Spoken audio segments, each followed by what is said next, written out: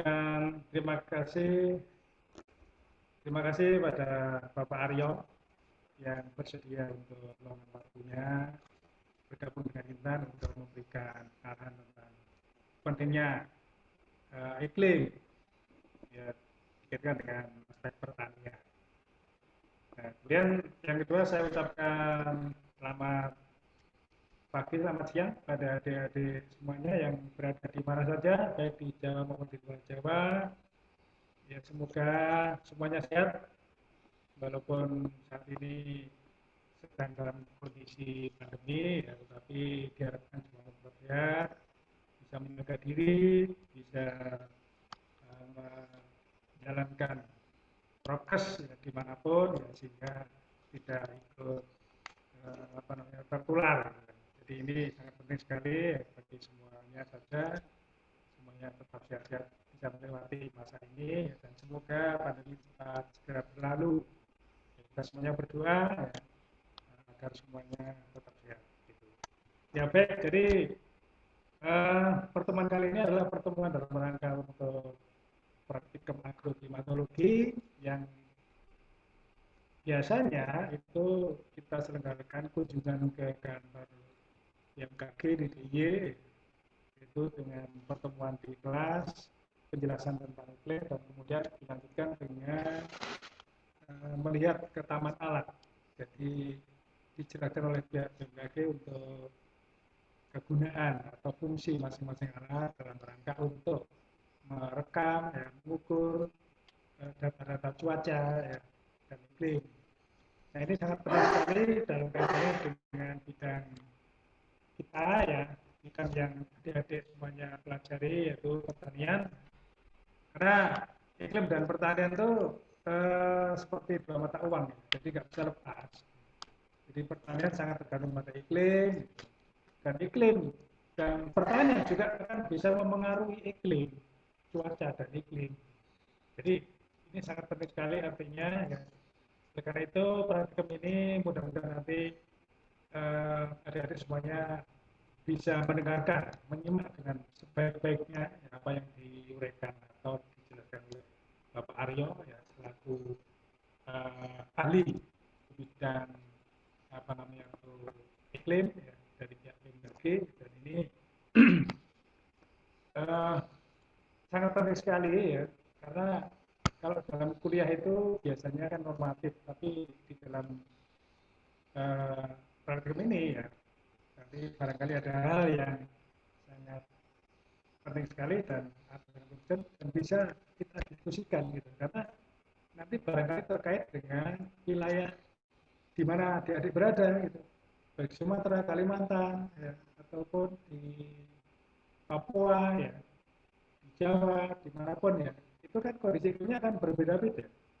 Nah, jadi nanti bisa kita diskusikan, ya, kalau adik-adik mengalami suatu kejadian iklim yang apa namanya tuh kejadian iklim yang tidak seperti biasa misalnya, atau kondisi-kondisi iklim yang bagaimana, nanti bisa kita diskusikan dengan narasumber. Baik, jadi untuk mempersingkat waktu, segera saja apa namanya tuh nanti diserahkan sepenuhnya kepada narasumber Bapak Aryo, dan waktu saya kembalikan kepada host pada Hari Ayu. Ya, terima kasih, dan kita semuanya akan menyimak dengan sebaik-baiknya. Baik, terima kasih. Selanjutnya, terima kasih untuk Bapak Dian. Selanjutnya adalah memasuki acara inti, yaitu pemaparan materi oleh Bapak Adrias Arya Prabowo MSI. Sebelumnya saya akan bacakan CV-nya, ya. Namanya Bapak Adrias Arya Prabowo MSI, pekerjaan ASN di BMKG Stasiun Klimatologi Sleman. Jabatannya adalah Prakirawan Iklim. Pendidikan terakhir adalah Magister Ilmu Kebumian ITB. Emailnya adrias.ap@gmail.com. Sekian dulu yang CV-nya. Silakan Pak Aryo bisa memaparkan materi. Baik, terima kasih Mas Moderator yang kami hormati, Pak Dian selaku dosen pemangku, dan juga rekan-rekan, adik-adik semua mahasiswa Institut Pertanian pertanian ya. Pada kesempatan ini saya diminta oleh Bapak dosen untuk berbagi ilmu, berbagi pengalaman, pengetahuan terkait tentang cuaca iklim khususnya di dunia pertanian. Meskipun saya tidak memiliki basic pertanian, jadi mungkin yang saya sampaikan lebih kepada materi terkait cuaca dan iklim, sedangkan pertaniannya hanya sedikit saja atau merempet-rempet saja lah, istilahnya seperti itu. Sebelumnya minta maaf jika agenda ini harus dilaksanakan secara daring karena memang di kantor kami kebijakannya adalah untuk sementara waktu tidak menerima pelayanan data maupun kunjungan secara tatap muka. Bahkan di hari ini yang kantor kami itu hanya setiap seksi hanya 1 orang yang diizinkan masuk. Sebenarnya hari ini saya WFO 2 orang, tapi karena ada kebijakan baru hanya 1 orang dan saya saat ini WFH. Jadi nanti kalau misalnya ada suara-suara aneh ya mohon dimaklumi karena saya ada di rumah, punya anak kecil yang masih sering main. Jadi kalau ada suara-suara yang kurang nyaman mohon dimaafkan. Baik, rekan-rekan semuanya, pada kesempatan ini saya akan memulai terkait materi mengenal cuaca iklim khususnya di dunia pertanian. Oke, tadi saya izin untuk merekod kegiatan pada pagi hari ini karena memang sedikit informasi dan promosi. Saya ini juga memiliki channel YouTube yang terkait tentang cuaca dan iklim. Jadi nanti agenda ini mohon izin untuk bisa saya upload di channel YouTube saya. Oke, next Mas. Ini yang Masnya ya, yang itu. Oke. Jadi kalau kita bicara cuaca dan iklim, itu kan sebenarnya kita bicara terkait dengan udara, rekan-rekan semuanya. Jadi ada namanya persamaan dan perbedaan iklim. Persamaannya adalah sama-sama kita, ketika kita bicara cuaca dan bicara iklim, itu adalah bicara tentang udara. Ya, udara yang ada di sekitar kita itu lebih orang familiar dengan atmosfer, yaitu atmosfer adalah lapisan udara atau gas yang menyelimuti bumi, di mana atmosfer tersebut memiliki peran yang sangat penting bagi kehidupan kita. Karena dengan atmosfer ini maka suhu bumi akan menjadi stabil, nyaman untuk ditempati. Misalnya tidak ada atmosfer, maka suhu bumi kita ini pada siang hari bisa mencapai minus berapa derajat, dan kalau pada malam hari bisa mencapai minus, kalau siang hari bisa mencapai suhu yang sangat tinggi. Sehingga peran atmosfer ini sangat penting dalam menjaga kestabilan suhu sehingga bumi nyaman untuk ditinggali. Demikian juga atmosfer merupakan tempat di mana cuaca dan iklim itu berdinamika atau hidup semacam itulah. Dan juga dengan atmosfer juga bisa menjadi sumber kelembapan udara bagi bumi sebagai pembentuk hujan dan lain sebagainya. Di samping itu atmosfer juga berfungsi sebagai pelindung bumi terhadap benda-benda luar angkasa. Nah, kalau kita lihat di gambar sebelah kanan ini merupakan lapisan atmosfer. Mungkin teman-teman sudah pernah belajar tentang lapisan atmosfer, baik itu di SMP, SMA, di mana lapisan atmosfer terdiri dari beberapa lapisan. Namun untuk fenomena cuaca, dinamika cuaca iklim itu sebenarnya hanya pada paras troposfer ya, teman-teman. Jadi kalau kita lihat di lapisan troposfer ini yang paling bawah atau dekat dengan permukaan ini, suhu udara cenderung mengalami penurunan terhadap ketinggian. Dan bagi teman-teman yang mungkin pernah naik pesawat terbang, misalnya pesawat terbang jarak jauh, biasanya pesawat ini akan terbang di atas lapisan stratosfer dan lapisan troposfer. Jadi di lapisan ketika kita terbang di atas troposfer, maka kita tidak akan menemukan awan-awan lagi, karena memang setelah di atas lapisan troposfer, fenomena cuaca ini tidak lagi berkembang. Semacam itu. Dan lapisan atmosfer tersebut terdiri dari beberapa komponen ya, beberapa gas yang menyelimutinya, terdiri dari hidrogen, oksigen, dan lain sebagainya. Yang saya merah ini adalah karbon dioksida, itu merupakan salah satu gas yang sebenarnya penting dalam membentuk atmosfer, yaitu sebagai gas rumah kaca. Tapi tentunya dalam porsi yang tertentu ya. Kalau misalnya karbon dioksidanya terlalu tinggi, tentunya akan berdampak pada pemanasan global atau global warming, dan juga pada akhirnya akan berdampak kepada pemanasan perubahan iklim semacam itu. Dan dari waktu ke waktu memang karbon dioksida semakin meningkat akibat adanya aktivitas manusia, baik itu kendaraan bermotor, kemudian asap kendaraan, kemudian selain gas karbon dioksida ada juga ada metan yang disebabkan oleh pembusukan bahan-bahan organik. Beberapa waktu yang lalu saya membaca bahwa bongkahan es di kutub mengalami pencairan atau mulai terpisah dari kumpulan besarnya, itu tentunya akan berdampak pada meningkatnya sea level rise atau permukaan air laut. Namun di samping itu sebenarnya yang perlu ditakutkan ketika gletser itu mencair itu adalah terlepasnya gas metan. Jadi ketika pencairan es atau gletser di kutub utara atau kutub selatan itu mencair, tidak hanya berpengaruh terhadap semakin meningkatnya permukaan air laut, tapi yang menjadi perhatian atau hal yang cukup memprihatinkan atau perlu menjadi perhatian adalah semakin banyaknya gas metan yang akan terlepas, dan akibatnya akan semakin meningkatkan percepatan adanya pemanasan global. Nah, itu sedikit terkait dengan atmosfer ya, rekan-rekan, sebagai pengantar saja, karena ketika kita bicara cuaca dan iklim, kita tidak bisa lepas bicara tentang atmosfer. Dan mungkin Anda sudah tahu, rekan-rekan sudah tahu apa sih itu cuaca. Ya, secara singkatnya adalah cuaca adalah kondisi atmosfer atau udara dalam jangka waktu yang pendek, bisa jam, hari, mingguan. Dan biasanya ruang lingkupnya atau perwilayahannya relatif sempit.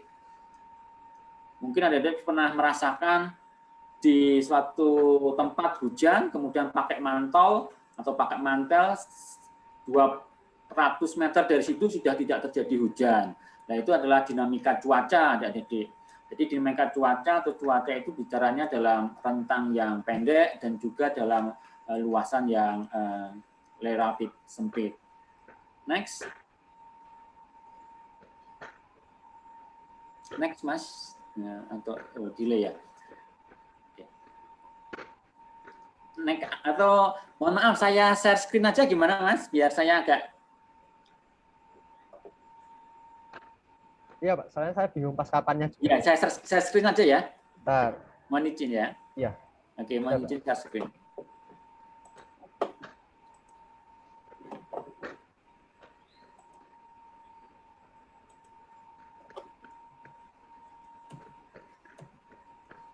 Nah, ini adalah beberapa informasi atau kalimat berkaitan cuaca, rekan-rekan semuanya. Tanggal 12 November 2013 terjadi hujan deras di Pekalongan. Jadi ini merujuk pada sebuah waktu yang relatif pendek.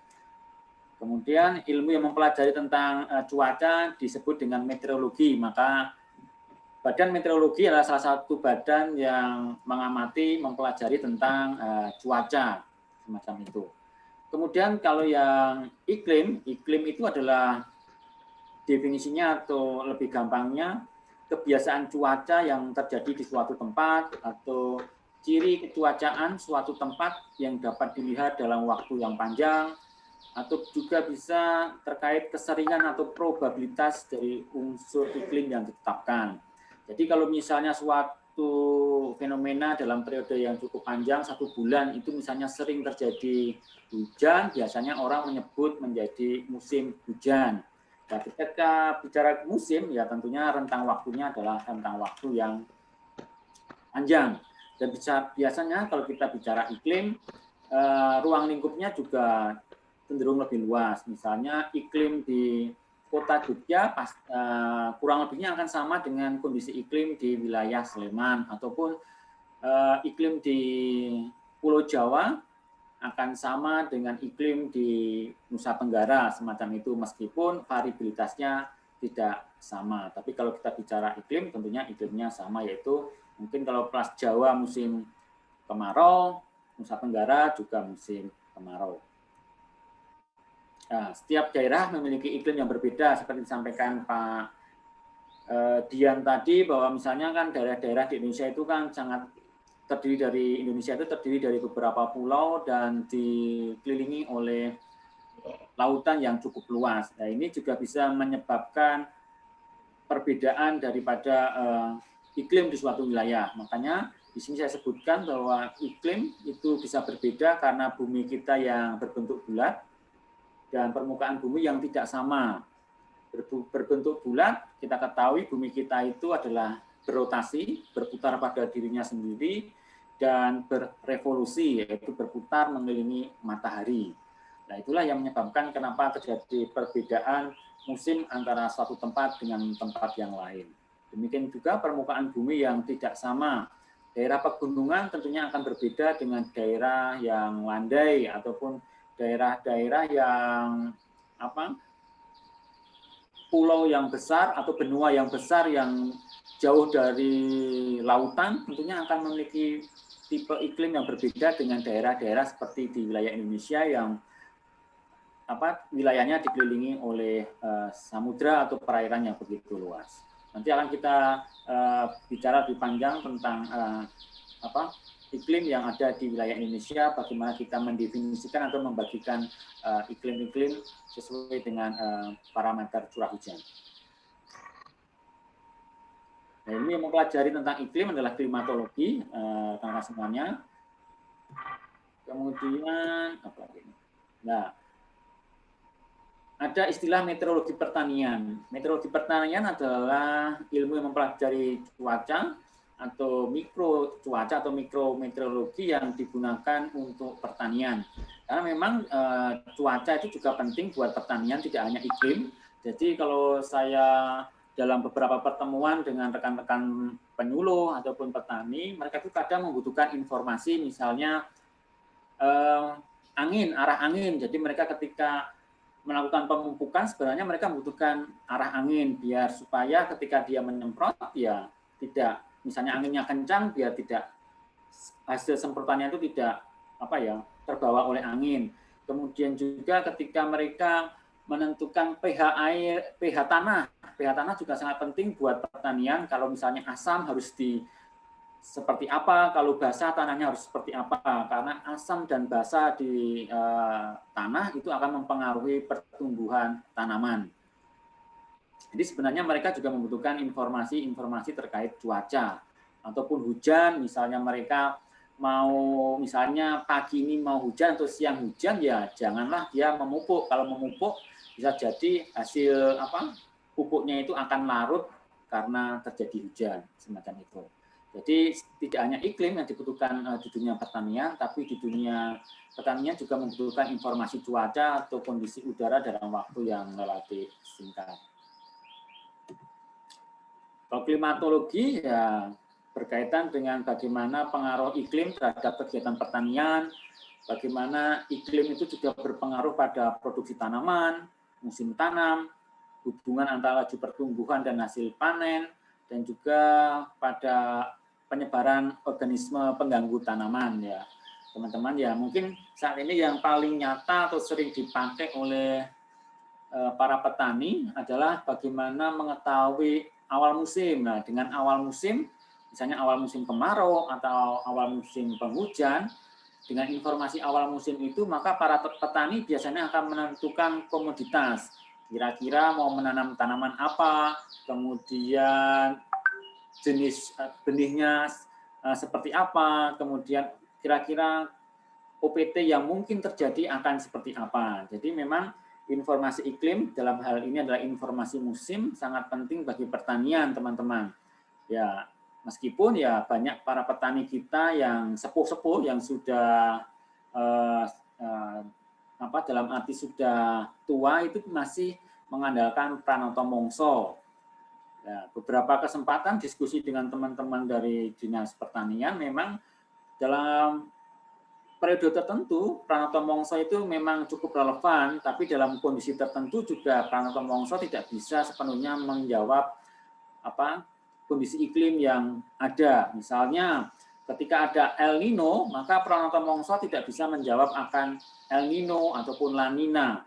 Nah, kalau misalnya petani itu tidak tanggap atau tidak mengetahui dampak dari El Nino, dampak dari La Nina, hanya mengandalkan Pranoto Mongso, ya tentunya akan mengalami persentase kegagalan akan semakin tinggi. Nah, dengan El Nino, ya kita mengharapkan ya para petani bisa menanam palawija atau komoditas yang tahan terhadap cekaman kekeringan, atau sebaliknya ketika terjadi La Nina, para petani mungkin bisa menanam tanaman padi dan seterusnya. Namun apapun kondisi iklim pasti ada tantangannya yang tentunya harus disikapi oleh para petani, para penyuluh pertanian. Nah, kita bicara musim, teman-teman. Jadi musim secara umum pengertian adalah periode waktu yang mengandung fenomena mencolok. Jadi misalnya dalam periode yang panjang, misalnya 3 bulan, 4 bulan, itu sering terjadi hujan, maka biasanya kita kenal sebagai musim hujan. Atau tidak terjadi hujan, ya musim kemarau. Dan musim penghujan di wilayah Indonesia secara teori, secara literatur yang sering kita baca, musim penghujan itu ya biasanya di bulan Oktober sampai Maret, sedangkan musim kemarau dari April sampai September. Ataupun kalau musim kemarau, musim penghujan itu di Pulau Jawa identik dengan angin baratan, kalau musim kemarau identik dengan angin timuran, teman-teman. Itu adalah banyak definisi ataupun ciri daripada musim di wilayah Indonesia yang sering kita baca di buku-buku pelajaran ya. Meskipun pada kenyataannya tidaklah demikian. Jadi belum tentu musim penghujan itu pasti jatuh di bulan Oktober sampai Maret. Bisa jadi musim penghujan itu bisa maju, bisa mundur. Sebaliknya juga musim kemarau itu bisa maju, bisa mundur. Dan rentang waktunya juga bisa panjang, bisa semakin pendek dibandingkan literatur yang ada. Karena memang kondisi iklim di wilayah kita, di wilayah tropis ini sangatlah kompleks. Banyak sekali faktor-faktor yang mempengaruhi kondisi iklim. Seperti saya sebutkan tadi, ada El Nino, ada La Nina, kemudian ada dipole mode, kemudian juga ada fenomena-fenomena yang mengganggu, yang dalam skala cuaca, kayak kemarin, di bulan Juni kemarin, yang harusnya kita musim kemarau, malah justru beberapa hari terjadi hujan yang cukup deras. Nah, itu sebagai mungkin boleh dikatakan itu adalah bagian daripada anomali iklim ya teman-teman, yang harusnya tidak terjadi hujan malah justru banyak hujan. Nah, semacam itulah yang sebenarnya Pranoto Mongso yang tidak bisa membaca fenomena-fenomena seperti itu, fenomena-fenomena yang di luar kebiasaan. Oleh sebab itu ya memang peran BMKG dalam dunia pertanian ya boleh dikatakan cukup penting, karena memang BMKG itu kan kerjaannya mengamati cuaca, mengamati iklim, dan semua fenomena-fenomena seperti El Nino, dipole mode, kemudian ada siklon tropis, ada NGO, kemudian suhu muka air laut, itu semuanya bisa diamati, bisa dipelajari, dan bisa diprediksi. Jadi ya itu tadi, musim itu tidak selalu sama dari tahun ke tahun, bisa maju, bisa mundur, kemudian durasinya juga bisa panjang, bisa pendek, karena itu sangat dipengaruhi oleh banyak fenomena yang terjadi, baik itu yang terjadi di wilayah Indonesia maupun yang terjadi jauh di wilayah Indonesia. Seperti El Nino itu kejadiannya di Samudra Pasifik sana, adik-adik, jauh, tapi pengaruhnya sampai ke wilayah Indonesia. Ataupun di pole mode, terjadinya di Samudra Hindia, tapi pengaruhnya di wilayah Indonesia. Semacam itu adik-adik. Selanjutnya lah, kalau sebenarnya BMKG ini memiliki definisi terkait musim adik-adik. Jadi sebenarnya definisi musim yang di atas ini bukanlah definisi musim dari BMKG. Ini adalah definisi musim oleh mungkin para masyarakat awam atau masyarakat umum ya. Kalau dalam periode waktu tertentu banyak hujan, disebut musim hujan. Kalau tidak hanya hujan, berarti musim kemarau. Namun sebenarnya BMKG ini memiliki definisi tersendiri terkait musim, dan itu belum banyak orang mengetahui teman-teman, karena memang ya definisi ini belum banyak ditulis di buku-buku pelajaran ya. Ya, semoga dengan kegiatan hari ini teman-teman adik-adik bisa mengetahui definisi musim kemarau, musim penghujan itu seperti ini. Jadi musim kemarau atau awal musim kemarau adalah jika di dalam satu dasarian atau dalam 10 hari itu curah hujannya kurang dari 50 mm dan diikuti 2 dasarian berikutnya. Sedangkan musim penghujan itu adalah jika curah hujan dalam satu dasarian atau dalam 10 hari itu jumlahnya 50 mm atau lebih dan diikuti 2 dasarian berikutnya. Jadi itu definisi dari awal musim penghujan ataupun awal musim kemarau, yaitu didasarkan pada jumlah curah hujan dalam satu dasarian dan threshold-nya adalah 50 mm. Nah, ini contohnya dari BMKG itu dalam mengamati curah hujan, itu kalau di kantor BMKG itu tiap 3 jam sekali, teman-teman. Jadi di kantor BMKG itu pengamatan curah hujan dilaksanakan 3 jam sekali. Tapi di beberapa tempat pengamatan atau pos kerjasama, misalnya yang kita titipkan atau kita tempatkan di Dinas Pertanian atau di kantor penyuluhan pertanian, pengamatannya setiap hari. Jadi setiap hari mereka mengamati curah hujan.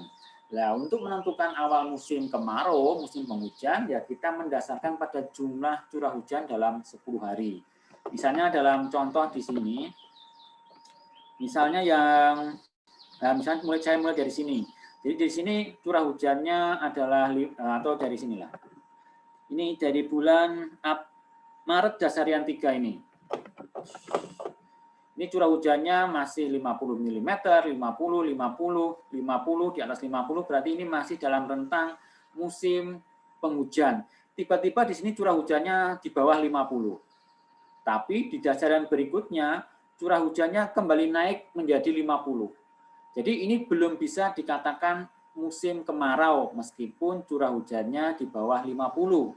Karena di 2 dasarian berikutnya curah hujannya masih 50 mm, jadi belum bisa dikatakan musim kemarau. Nah, baru di Juni dasarian 1 curah hujannya mulai minus di bawah 50, di bawah 50, di bawah 50. Nah, ini sudah dikatakan kita sudah memasuki musim kemarau. Kapan awal musim kemarau? Awal musim kemarau adalah dasarian pertama yang curah hujannya di bawah 50 dan diikuti oleh 2 dasarian berikutnya. Nah, ini sudah di bawah 50, di bawah 50, di bawah 50. Jadi di Juni dasarian 1 inilah dikatakan awal musim kemarau. Selanjutnya, kalau kita terus, nah di sini masih di bawah 50, kemudian di sini naik menjadi 50, 50 dan 50. Nah, di sini kita bisa mengatakan bahwa awal musim penghujan itu jatuh di Oktober dasarian 3. Jadi demikian adik-adik dalam menentukan awal musim kemarau atau musim penghujan di wilayah Indonesia itu berdasarkan pada data dasarian dan batasnya adalah data curah hujan 50 mm. Meskipun sebenarnya dalam kondisi real itu tidak seideal seperti ini adik-adik ya. Terkadang 50 kurang 50 nanti naik 50 di bawah lagi kurang 50 seperti itu. Itulah memang kondisi pada kenyataannya memang tidak seideal yang definisi BMKG. Nah, biasanya kalau ideal itu biasanya menggunakan normalnya semacam itu. Nah, kita akan memasuki pada sistem iklim adik-adik. Jadi sistem iklim itu merupakan sistem yang membentuk iklim dan terjadi proses saling mempengaruhi komponen-komponen pembentuknya. Nah, komponen dari sistem iklim itu ada 5, atmosfer. Atmosfer itu adalah lapisan udara, hidrosfer itu adalah air, kriosfer itu adalah es, kemudian pedosfer atau litosfer itu adalah daratan, bebatuan, dan biosfer itu adalah lingkungan hidup adik-adik, termasuk manusia. Jadi komponen ini saling berinteraksi sehingga membentuk sebuah sistem iklim. Ya, kalau di kita yang cukup di wilayah Indonesia Yang komponen yang cukup berperan ya atmosfer, hidrosfer, kemudian litosfer dan biosfer, adik-adik semuanya. Ini ada beberapa faktor interaksi dari beberapa komponen ini, komponen 5 komponen teman-teman. Jadi interaksi atmosfer laut, atmosfer dengan laut itu misalnya adanya fenomena La Nina dan El Nino. La Nina dan El Nino itu merupakan fenomena dari interaksi antara laut dan atmosfer. Jadi ketika terjadi El Nino, maka suhu muka air laut di Samudra Pasifik bagian tengah akan cenderung lebih hangat. Lebih hangat tentunya tekanan udaranya akan semakin rendah, sehingga massa udara dari wilayah Indonesia bagian ekuator akan masuk ke Samudra Pasifik, sehingga berdampak pada turunnya curah hujan di wilayah kita. Sebaliknya dengan La Nina. Kemudian interaksi atmosfer dengan daratan itu bisa kita lihat dari fenomena monsun ataupun angin darat, angin laut. Meskipun angin darat dan angin laut itu adalah komponen dari daratan, lautan, dan atmosfer ya. Jadi monsun itu kan sebenarnya perbedaan tekanan antara benua Australia dan benua Asia. Ya, ketika terjadi perbedaan antara kedua daratan, dua benua tersebut tentunya akan berpengaruh terhadap atmosfer. Kemudian juga aktivitas matahari juga berpengaruh terhadap kondisi iklim, terlebih juga aktivitas manusia. Ya, semakin meningkatnya aktivitas manusia, baik itu dalam mobilitas, kemana-kemana naik motor, naik mobil, kemudian industrialisasi atau banyaknya pembangunan pabrik-pabrik, yaitu akan menyebabkan pemanasan global. Pemanasan global menyebabkan adanya perubahan iklim, sehingga dengan adanya aktivitas manusia juga menjadi faktor penting dalam mempengaruhi kondisi iklim di dunia. Dan ini adalah beberapa unsur cuaca iklim yang kami amati di BMKG, atau ini adalah unsur cuaca utama, boleh dikenal seperti itu rekan-rekan semuanya. Meskipun di BMKG tidak cuma 8 unsur cuaca ini yang diamati ya, masih banyak unsur cuaca yang diamati di kantor BMKG. Salah satunya adalah unsur kualitas air, kualitas udara, itu juga kita amati. Oke, kita akan bahas satu persatu unsur cuaca ini, alatnya seperti apa dan apa pengaruhnya di dunia pertanian. Nah ini, jadi BMKG, sebelum saya lanjut ke slide berikutnya, saya ingin menerangkan ini. Jadi alat-alat BMKG itu ditempatkan di namanya taman alat, adik-adik semuanya. Jadi sebenarnya kalau adik-adik berkunjung ke kantor kami, biasanya kita ajak berkunjung ke taman alat. Taman alat ini adalah tempat di mana alat-alat pengukur cuaca iklim ditempatkan. Dan semua kantor BMKG pasti memiliki kantor atau memiliki taman alat ini, teman-teman. Ini ada spesifikasinya, ada prosedur dalam luasannya, bagaimana menghadapnya, itu sudah ada aturan-aturannya atau aturan standarnya. Jadi tidak sembarangan kita menaruh alat atau tidak sembarang kita membuat taman alat. Semua ada aturan-aturannya. Yang pertama radiasi matahari ya, adik-adik semua, rekan-rekan semuanya. Jadi ya, radiasi merupakan bentuk energi yang dipancarkan oleh setiap benda yang mempunyai suhu di atas 0 mutlak. Itu jadi semua benda yang memancarkan radiasi atau energi itu adalah benda yang berradiasi atau memancarkan radiasi. Nah, radiasi yang diterima oleh bumi itu hanya sekitar 75%, sedangkan yang 25% itu dipantulkan, diserap dan dihamburkan di gas-gas yang ada di atmosfer bumi. Ini adalah beberapa faktor atau komponen yang berpengaruh terhadap total radiasi, yaitu posisi matahari, kemudian panjang hari, kemudian sudut datangnya sinar matahari. Jadi seperti saya sampaikan tadi, adik-adik semuanya, bahwa bumi kita itu sebenarnya berputar mengelilingi matahari, sehingga dikenal ada istilah gerak semu matahari. Jadi gerak semu matahari itu seolah-olah yang bergerak adalah mataharinya, meskipun sebenarnya yang bergerak itu adalah buminya. Tapi untuk lebih mempermudah dalam penjelasannya, maka kita mengasumsikan bahwa mataharilah yang bergerak. Nah, sebenarnya dari gerak semu matahari itu sebenarnya kan bumi itu kadang di ekuator, kemudian dia akan bergerak ke belahan bumi utara, kembali lagi ke ekuator, kemudian juga bergerak ke selatan. Nah, ketika kebetulan kalau kita di Jawa, di belahan bumi selatan, maka pas musim penghujan itu justru radiasinya mencapai maksimum karena memang matahari berada di belahan bumi selatan. Sedangkan kalau pas di ekuator biasanya dikenal dengan hari tanpa bayangan ya, adik-adik, itu adalah ketika matahari berada di ekuator, maka daerah-daerah yang di sepanjang garis ekuator akan mendapatkan radiasi maksimum. Ini adalah salah satu fluk atau radiasi matahari ya. Ini ada dua puncak adik-adik karena memang ini pengamatan yang berada di Koto Tabang. Koto Tabang di Sumatera Barat. Kebetulan Koto Tabang itu sangat dekat dengan garis ekuator, maka puncak radiasinya atau radiasi maksimumnya ada dua kali adik-adik. Yaitu di sekitar bulan Maret, awal-awal Maret, ini di bulan Maret, karena memang di bulan Maret dan di sini di sekitar bulan September. Ini bersesuaian dengan ini adik-adik. Jadi Koto Tabang itu berada di sekitar ekuator, makanya ketika matahari di ekuator, maka radiasinya akan mencapai puncaknya.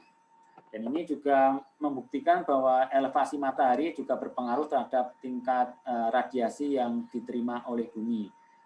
Kalau pagi hari radiasinya masih relatif sedikit karena memang elevasinya masih kecil, tapi ketika matahari berada di atas kepala kita atau sekitar jam 12, jam 1, maka radiasi mataharinya mencapai maksimum.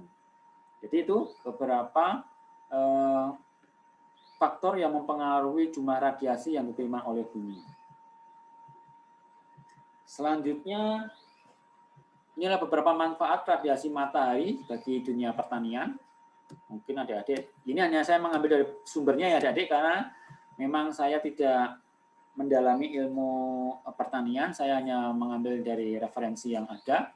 Jadi manfaat radiasi matahari yang pertama adalah untuk fotosintesa, kemudian juga membantu proses pertumbuhan kecambah. Jadi kalau kecambah yang kurang sinar matahari, maka pertumbuhannya menjadi tinggi, kurus, kering, dan pucat. Yaitu kayak kita teman-teman, adik-adik, kalau kita hanya tinggal di kamar berbulan-bulan atau bertahun-tahun, ya pasti setidaknya badannya kulitnya akan pucat ya, karena tidak pernah terpapar sinar matahari. Kemudian juga radiasi matahari juga bermanfaat untuk mengaktifkan klorofil tanaman sehingga bisa berwarna hijau. Kalau misalnya tidak terkena radiasi matahari, maka tanaman atau daun itu akan cenderung berwarna pucat. Kemudian juga bisa menjaga temperatur tumbuhan. Jadi temperatur tumbuhan sangat berperan dalam transfer air dari akar ke daun dan juga akan berpengaruh terhadap penguapan atau evapotranspirasi ya. Nah, jika temperaturnya rendah, maka penguapan akan menjadi lambat sehingga tumbuhan akan bisa mati.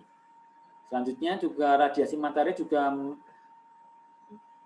berguna untuk membantu pertumbuhan bunga dan daun. Di sini disebutkan bahwa radiasi matahari memiliki panjang gelombang yang kaya akan warna. Jadi kalau warna merah akan menyebabkan tumbuhan akan tinggi lebat dan cepat berbunga. Sedangkan warna biru akan menyebabkan tanaman akan berdaun lebat.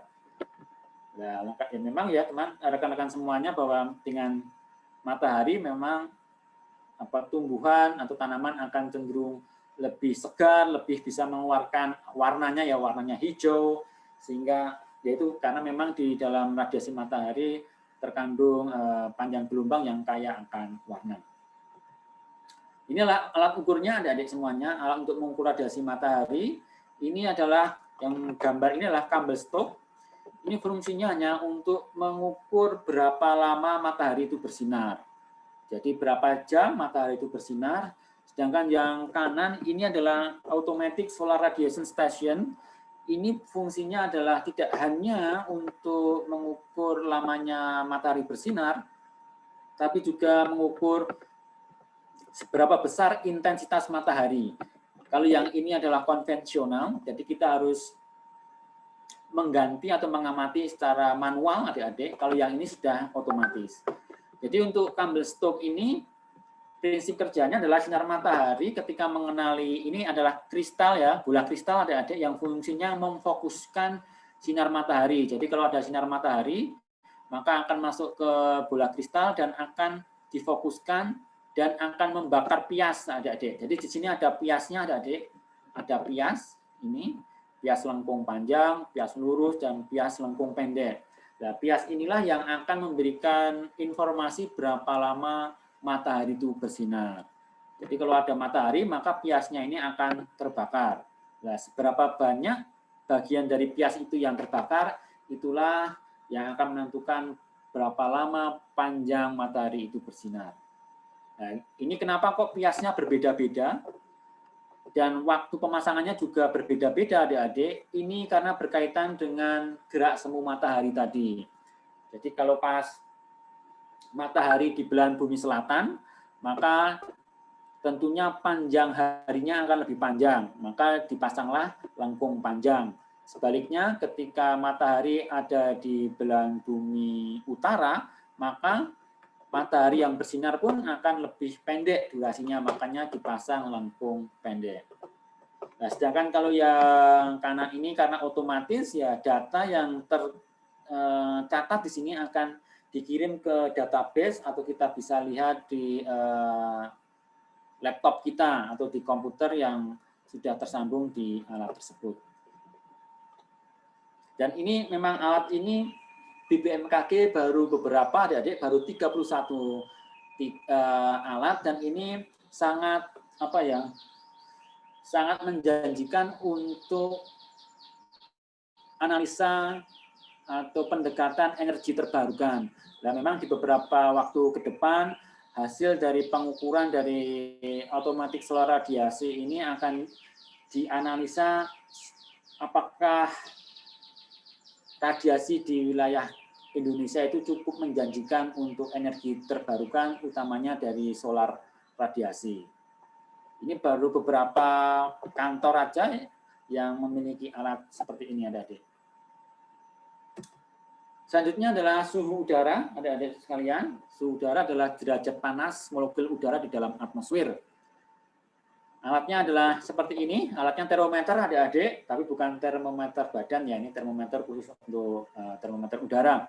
Jadi termometer ini di kita di BMKG untuk mengukur termometer udara itu ada 4 jenis adik-adik. Ada termometer ini bola kering, ini adalah untuk mengukur suhu aktual.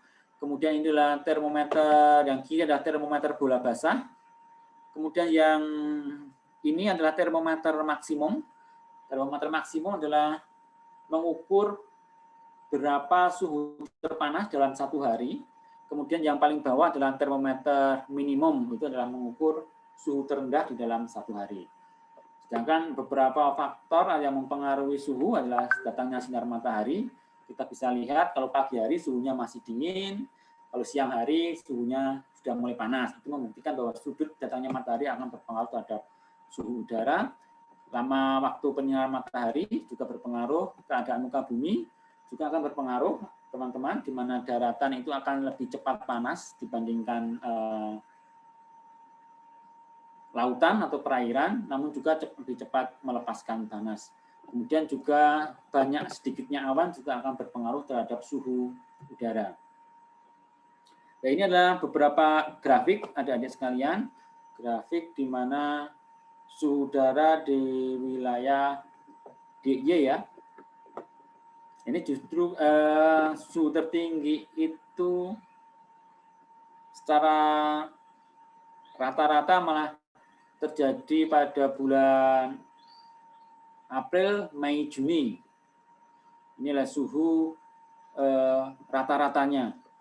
Sedangkan suhu maksimum dan minimumnya Kalau ini suhu maksimum adik-adik justru suhu maksimum bisa terjadi di bulan Mei maupun di bulan Oktober. Ini adalah karakteristik daripada suhu bulanan di wilayah daerah istimewa Yogyakarta yang diukur di stasiun klimatologi Sleman.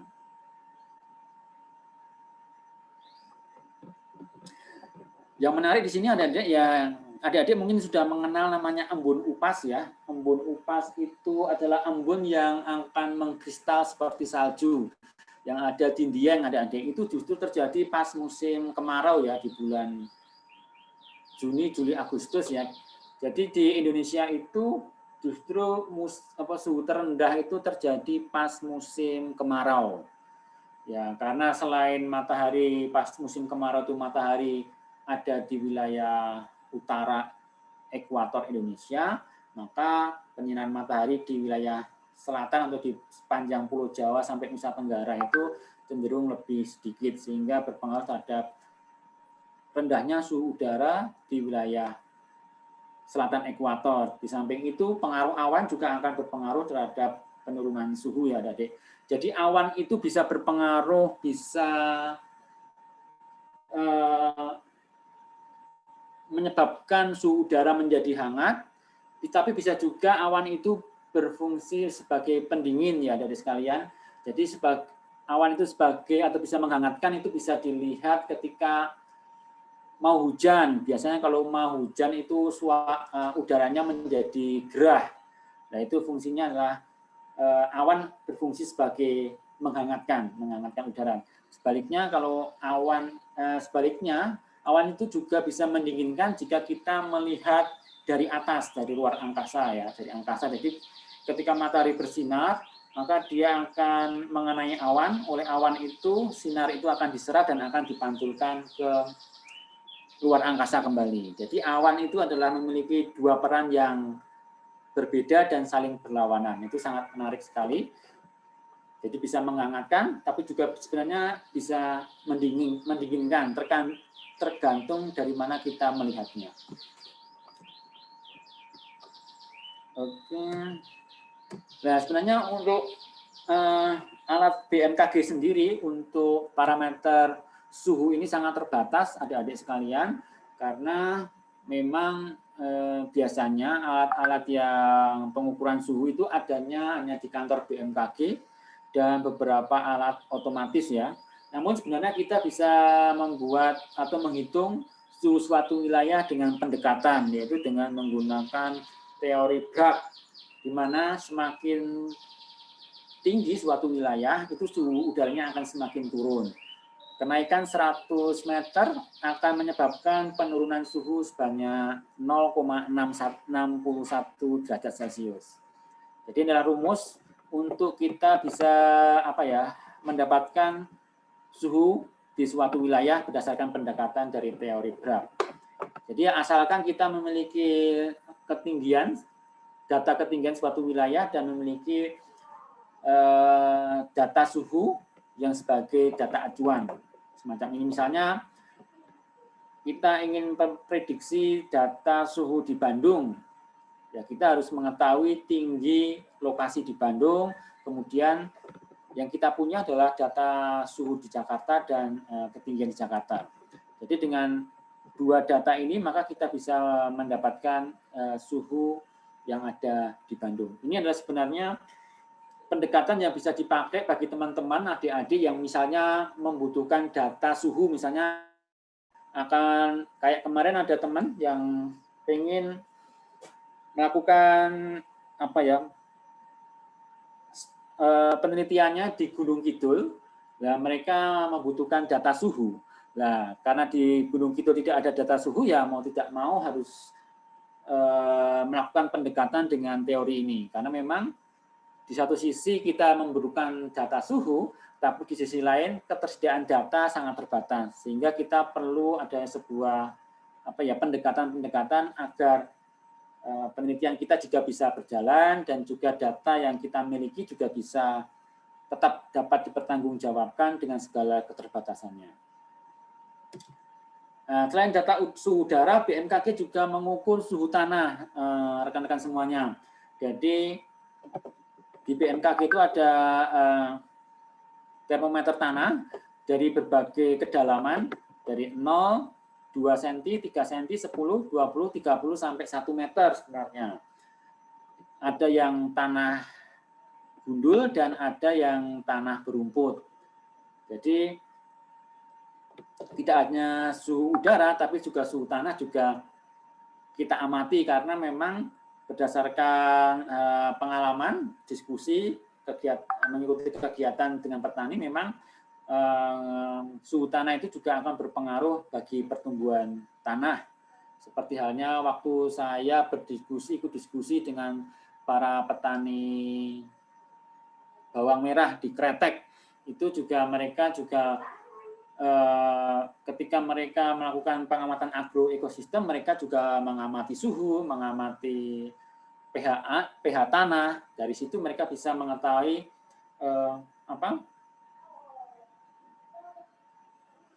bagaimana pengaruh iklim terhadap pertumbuhan tanaman bawang merah. Meskipun yang lebih tahu adalah teman-teman para penyuluh pertanian. Semacam itu. Nah, ini kalau kita lihat adik-adik profilnya cukup menarik ya adik-adik sekalian. Ini adalah kedalaman, ini adalah suhunya adik-adik sekalian. Yang warna biru itu, biru sama oranye itu adalah pagi dan siang. Kalau kita lihat profilnya adalah semakin ke dalam justru suhu udara itu semakin hangat adik-adik. Dari pagi sampai siang itu profilnya suhu tanah itu semakin ke dalam justru semakin hangat. Sebaliknya, pada sore hari, profilnya cenderung kebalik. Jadi yang semakin ke dalam, suhunya semakin dingin.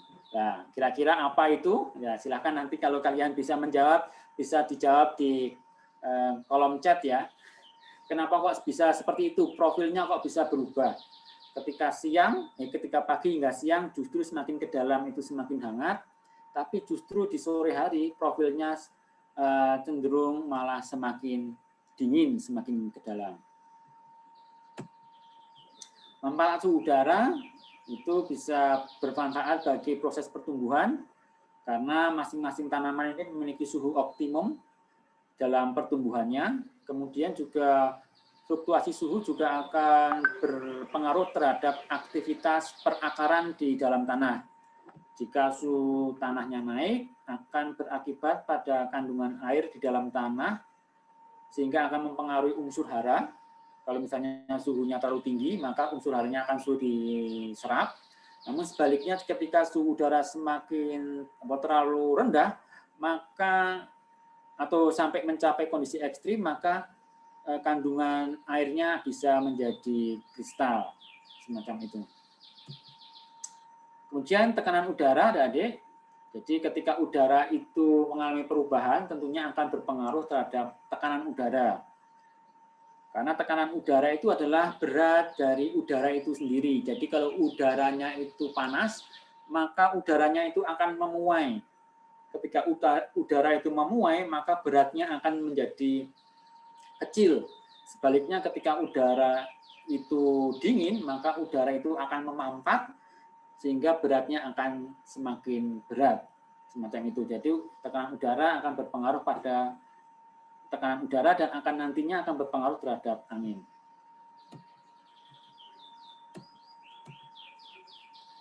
Jadi tekanan udara itu faktor yang mempengaruhi adalah tinggi suatu tempat dan suhu udara, semacam itu.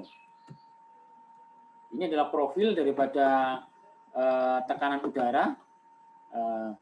Rekan-rekan semuanya. Kemudian adalah angin.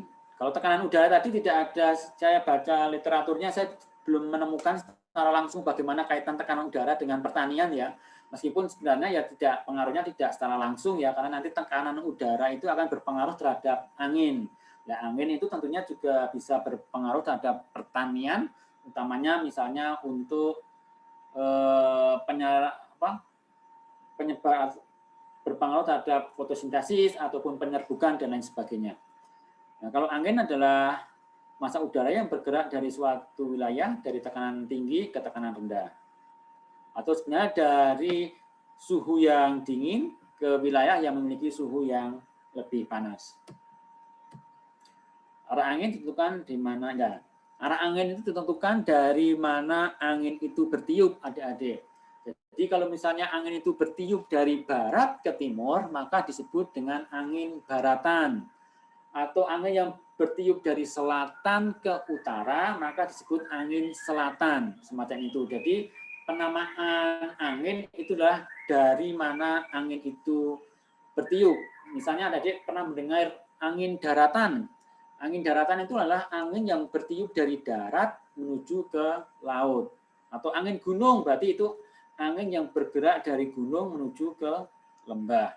Sedangkan kalau angin lembah, yaitu angin yang bergerak dari lembah menuju ke gunung. Jadi jangan salah pemahaman, nanti angin baratan, angin yang bergerak menuju ke barat, lah itu salah ya. Jadi kalau penamaan angin adalah dari mana angin itu bergerak. Nah, ini alat yang dipergunakan untuk mengukur arah kecepatan angin adalah anemometer. Kemudian ini juga ada windsock, adik-adik. Windsock itu ya dipergunakan sebenarnya estimasi ya. Ini hanya kayak kain itu aja.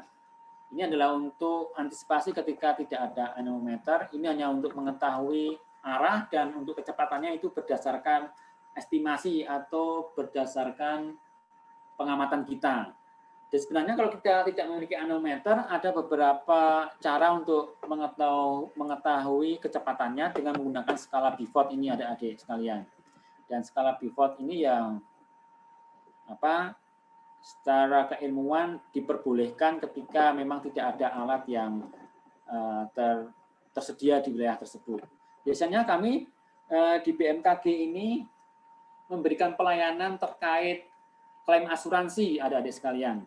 Nah, klaim asuransi itu sekarang kalau adik-adik memiliki usaha ataupun memiliki rumah dan diasuransikan karena suatu bencana, misalnya hujan lebat ataupun terkena angin yang kuat dan mengalami kerusakan, ketika mengklaim ke pihak asuransi, adik-adik harus membutuhkan info cuaca dari kami. Nah, ketika info cuaca itu berkaitan dengan angin, karena kan alat kami ini kan tidak tersebar banyak untuk anemometer, kita biasanya menggunakan pendekatan-pendekatan dengan skala Beaufort ini. Jadi kalau misalnya anginnya kuat, itu kecepatannya berapa, itu ada semacam itu. Oke. Nah, ini adalah angin ya. Angin yang sangat mempengaruhi kondisi iklim. Jadi kondisi iklim kita ini sangat dipengaruhi oleh angin monsun, adik-adik, atau angin muson. Mungkin adik-adik mengenal monsun Asia, monsun Australia. Kalau yang ini adalah monsun Asia, yaitu angin yang bergerak dari Asia menuju ke Australia. Sebaliknya kalau monsun Australia, dari Australia menuju ke Asia. Dan angin itu selalu berpindah arah, berubah arah setiap setengah tahun sekali ya. Disebabkan karena tadi revolusi bumi. Jadi karena bumi kita berputar mengelilingi matahari, maka terjadi perbedaan pemanasan atau perbedaan suhu antara benua Australia dan benua Asia. Sehingga menyebabkan pergerakan angin monsun ini. Dan ini angin inilah yang membentuk musim kemarau dan musim penghujan di wilayah kita ya. Meskipun musim itu tidak hanya sebatas dipengaruhi oleh monsun ini, tapi juga dipengaruhi oleh tadi ada ENSO, ada dipole mode, sehingga terkadang musim itu maju, terkadang mundur, terkadang panjang, terkadang pendek. Itu adalah varietas iklim yang dipengaruhi oleh fenomena-fenomena iklim. Selanjutnya, penguapan. Penguapan adalah berubahnya wujud dari cair menjadi uap. Yang jenis penguapan ada dua, evaporasi dan transpirasi. Kalau evaporasi itu disebabkan ada uap air yang timbul karena permukaan air, misalnya dari sungai, dari laut, dan lain sebagainya. Kalau transpirasi itu adalah penguapan yang ditimbulkan karena atau melalui pori-pori tanaman atau stomata. Tapi yang paling signifikan dalam membentuk cuaca dan iklim di wilayah kita ya evaporasi ini, yaitu penguapan yang dihasilkan oleh penguapan dari lautan ya ada sekalian, maka di wilayah kita ini cenderung suhunya hangat ya karena kita kaya akan uap air. Uap air itu fungsinya sebagai selimut ya ada sekalian. Jadi uap air itu justru menghangatkan permukaan tanah, permukaan bumi maksud saya, permukaan bumi. Karena dengan uap air itu maka radiasi yang dipancarkan oleh bumi itu bisa ditangkap oleh uap air dan dikembalikan lagi ke bumi lagi. Tapi uap air itu sifatnya tidak sama dengan, jadi uap air itu juga gas rumah kaca adik-adik sekalian. Jadi uap air itu gas rumah kaca, tapi berbeda dengan karbon dioksida yang di awal tadi saya sebutkan sebagai gas rumah kaca. Kalau karbon dioksida itu masa hidupnya itu sampai berpuluh-puluh tahun, kalau uap air itu masa hidupnya itu hanya beberapa waktu saja. Kalau misalnya uap air itu terbawa angin atau akan jatuh menjadi hujan, ya mereka akan lenyap begitu saja.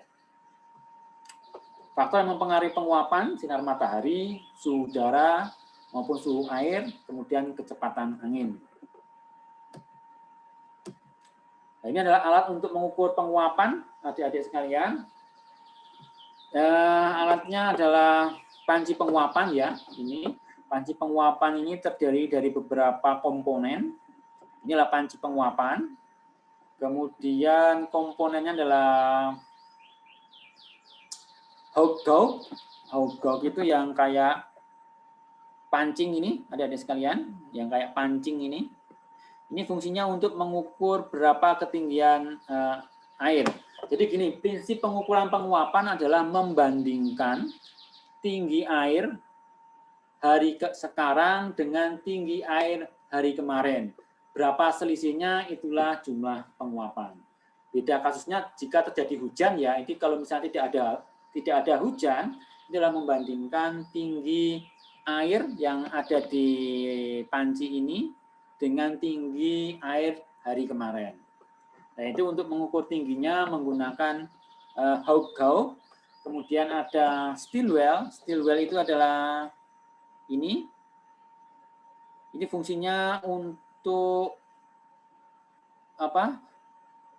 Menjaga agar ketika kita mengukur tidak ada gelombang. Jadi ini permukaan airnya menjadi rata. Kemudian ada termometer air. Di sini ada ini termometer, adik-adik sekalian, untuk mengukur berapa suhu air. Seperti saya sampaikan tadi bahwa suhu air juga akan berpengaruh terhadap tingkat penguapan. Dan juga ini adalah Cope counter untuk mengetahui berapa kecepatan angin yang bertiup di sekitar panci penguapan ini. Karena suhu dan kecepatan angin tadi juga mempengaruhi besarnya penguapan. Selanjutnya kelembapan. Kelembapan adalah konsentrasi uap air di udara, dan kelembapan yang diamati atau yang diukur di wilayah di BMKG adalah kelembapan relatif, yaitu perbandingan jumlah air di udara dengan uap air yang terkandung di udara pada suhu yang sama.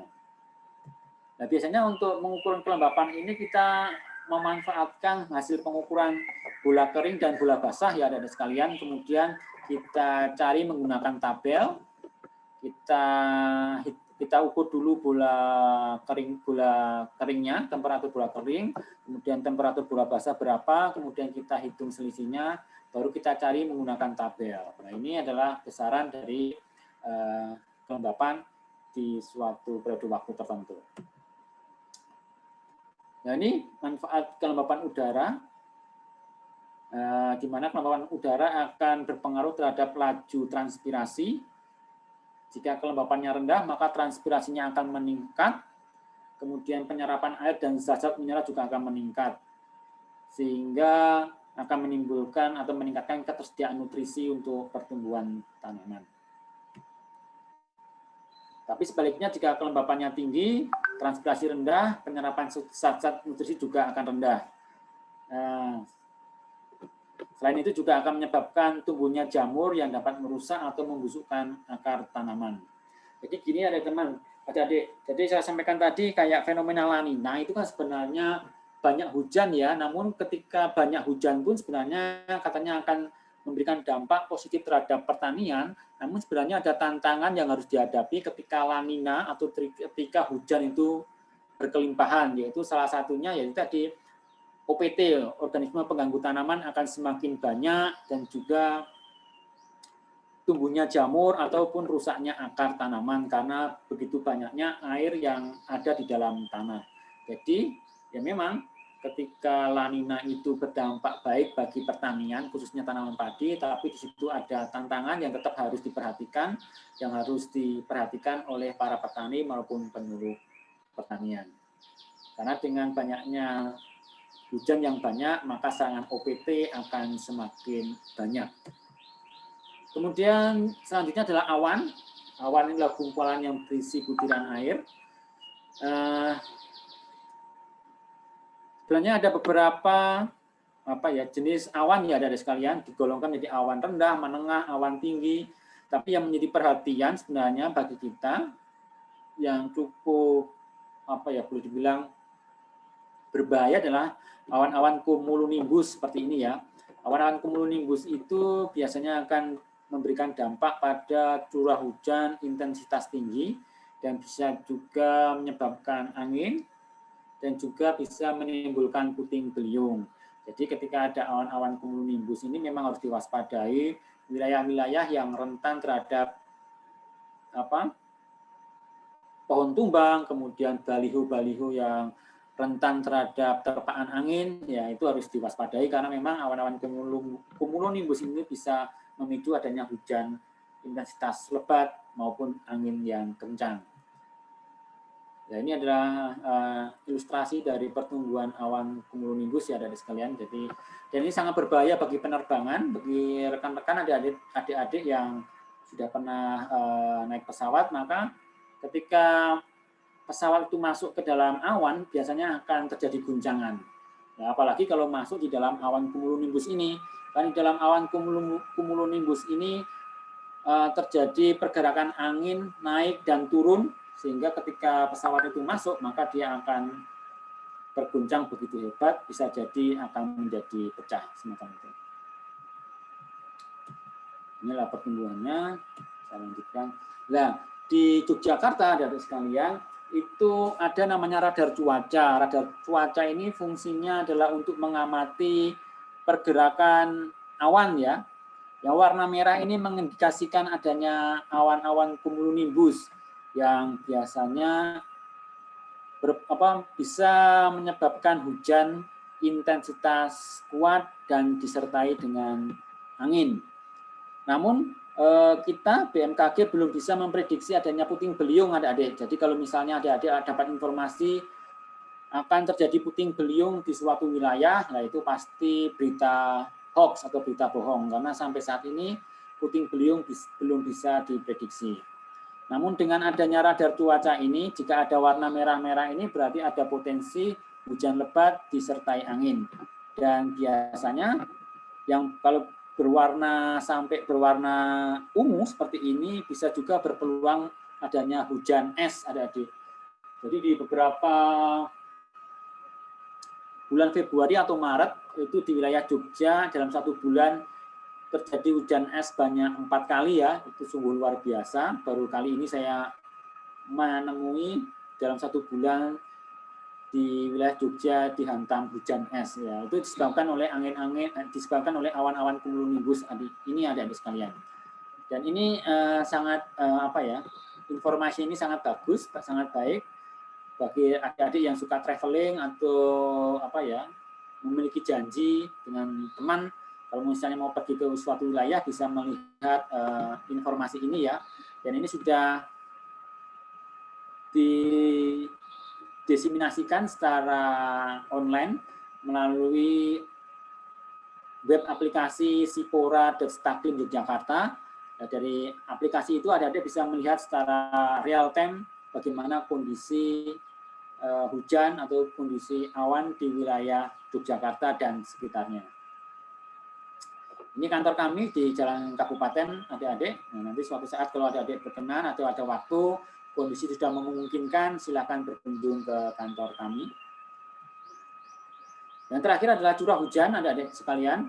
Jadi curah hujan itu adalah jumlah air yang jatuh di permukaan tanah dalam waktu tertentu dan diukur ketinggiannya. Jadi yang diukur itu bukan volumenya, tapi ketinggiannya, adik-adik sekalian. Jadi kalau misalnya adik-adik mengukur curah hujannya 1 mm, itu artinya dalam luasan 1 meter persegi pada tempat yang datar, tertampung air setinggi 1 mm atau 1 liter. Jadi kalau misalnya adik-adik mendapatkan, misalnya nanti ada adik penelitian dan minta data tentang curah hujan, misalnya curah hujannya 10 mm, itu artinya dalam luasan 1 meter persegi yang datar, dalam bidang yang datar, itu tertampung air sebanyak 10 liter, misalnya dalam 1 hari atau dalam 1 bulan, tergantung data curah hujannya.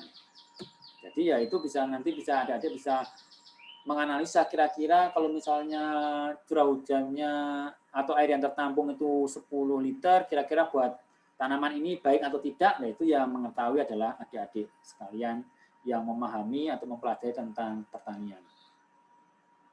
Ini adalah kriteria hujan adik-adik sekalian, jadi adik-adik kalau misalnya mendengar BMKG menyatakan bahwa kemarin terjadi hujan ekstrim atau hujan sangat lebat, yaitu jika curah hujan itu 100 mm dalam 1 hari. Jadi kalau suatu tempat terjadi hujan lebih dari 100 mm, maka dikatakan sangat lebat, semacam itu. Nah, ini adalah tipe hujan. Seperti Pak Dian katakan bahwa iklim kita, musim kita itu berbeda antara satu wilayah dengan wilayah lain. Demikian juga tipe hujannya. Jadi di wilayah Indonesia itu terbagi menjadi 3 tipe hujan, yaitu monsunal, itu yang warna kuning, kemudian tipe ekuatorial, itu yang berwarna hijau, dan tipe lokal, itu yang berwarna merah dan berwarna orange ini. Kenapa berbeda? Karena memang berbeda lokasi dan juga berbeda faktor yang mempengaruhi ya. Jadi mengapa kok tipe hujan di wilayah Indonesia itu berbeda-beda, karena ya masing-masing daerah memiliki respon yang berbeda-beda terhadap fenomena yang terjadi. Misalnya monsun, meskipun terjadi angin monsun ternyata ya misalnya ada monsun Australia yang sifatnya kering, namun di wilayah-wilayah yang warna hijau itu tetap banyak hujan, karena memang monsun tidak memberikan dampak yang signifikan terhadap wilayah-wilayah yang berwarna hijau ini. Yang warna-warna hijau ini lebih banyak dipengaruhi oleh pergerakan semu matahari. Ini kan rata-rata berada di ekuator, maka ketika matahari itu berada di ekuator, maka atau wilayah ekuator itu akan sepanjang tahun akan menerima radiasi matahari yang cukup dibandingkan dengan wilayah-wilayah yang ada di selatan ini. Sebaliknya juga yang lokal-lokal ini juga lebih dipengaruhi oleh kondisi lokal di wilayah ini. Jadi mereka lebih dominan lah faktor lokalnya sehingga terbentuklah tipe hujan lokal. Jadi jangan heran adik-adik sekalian, di musim kemarau kita kekeringan atau kekurangan air, tapi di Kepulauan Ambon malah terjadi banjir. Ya itu jangan heran ya, karena memang tipe hujannya berbeda. Jadi ketika kita musim kemarau, justru mereka musim penghujan. Sebaliknya kalau kita musim penghujan, mereka musim kemarau, semacam itu. Ini adalah alat ukur hujan ya. Yang pertama adalah penakar hujan observatorium, itu yang konvensional adik-adik sekalian. Semacam ini ada ukuran-ukurannya, penampangnya berapa, kemudian harus dipasang berapa sentimeter dari permukaan tanah, ini sudah ada spesifikasinya. Jadi intinya ketika terjadi hujan ini akan masuk ke dalam penakar ini, kemudian tertampung di sini, dan nanti setiap 3 jam, kalau di kantor BMKG itu akan diukur dengan gelas ukur, ataupun kalau misalnya di kantor-kantor pertanian diukur setiap hari. Ini dibuka lewat kran, kemudian air akan tertampung di sini dan akan kita hitung berapa ketinggiannya. Nah, itulah jumlah curah hujannya. Ini adalah penakar hujan Hillman, adik-adik sekalian. Kalau ini adalah semi otomatis. Jadi prinsipnya adalah ketika terjadi hujan, maka hujan ini akan masuk ke sini, kemudian dia akan memompa pena ini ya, pena ini akan bergerak ke atas, dan ini adalah penanya ini atau piasnya ini akan bergerak ya, bergerak selama 24 jam. Selama pergerakan ini kalau misalnya ada hujan, maka penanya ini akan bergerak ke atas. Nah, kalau Hillman ini kita bisa mengetahui intensitas hujannya setiap waktu ya, karena memang pengamatannya setiap detik teramati melalui goresan pena ini. Nah, ini ada sekalian manfaat dari air hujan selain ya memang penting untuk pertumbuhan tanaman ataupun untuk masa awal tanam. Misalnya tanaman padi itu kan di awal-awal tanamnya harus membutuhkan air yang cukup banyak. Namun selain itu adalah curah hujan juga dapat digunakan untuk pengklasifikasian iklim ya. Jadi klasifikasi iklim adalah usaha untuk mengidentifikasi atau mencirikan perbedaan iklim yang terdapat di bumi. Tujuannya menyederhanakan iklim yang sangat banyak, kemudian membantu dalam perencanaan secara makro, baik itu regional atau internasional.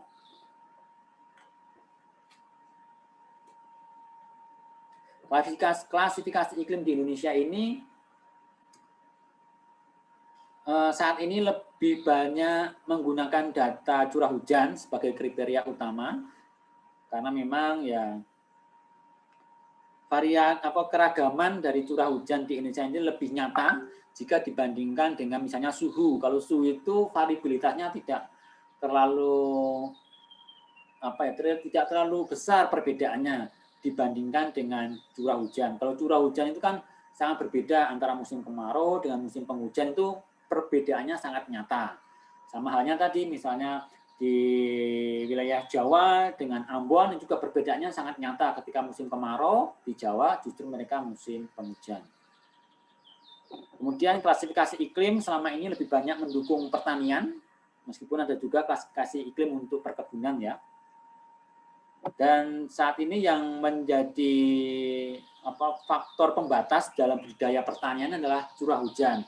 Jadi kalau misalnya curah hujan banyak, misalnya para petani menanam padi. Kalau curah hujannya sedikit, maka petani akan menanam palawija atau tembakau. Jadi curah hujannya sebagai komponen atau faktor pembatas. Mereka tidak pernah jarang memperhatikan suhu ya, utamanya di daerah-daerah datar, kecuali di daerah pegunungan, yaitu berbeda lagi. Kalau di daerah-daerah yang datar, ya faktor utamanya adalah curah hujan. Yang pertama adalah klasifikasi Smith-Ferguson, adik-adik sekalian.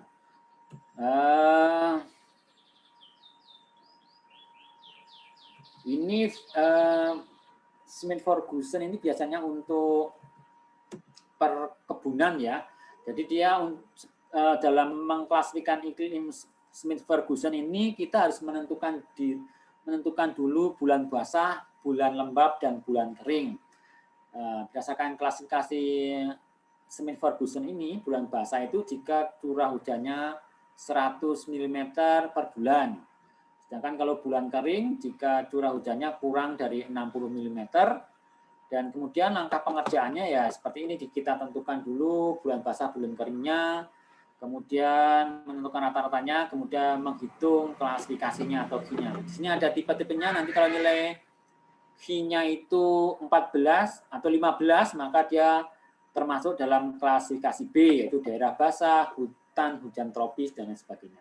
Sebagai contoh seperti ini, jadi untuk menentukan tipe hujan Smith-Ferguson, kita tentukan dulu bulan basah, bulan keringnya, dengan tadi kriteria kalau bulan basah itu 100 mm per bulan, kalau bulan keringnya di bawah 60 ya.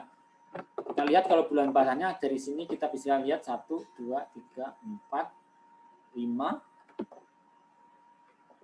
Dari 1, 2, 3, 4, 5, 6 ya, ada 6, dan sisanya adalah bulan kering. Berarti bulan lembabnya 1.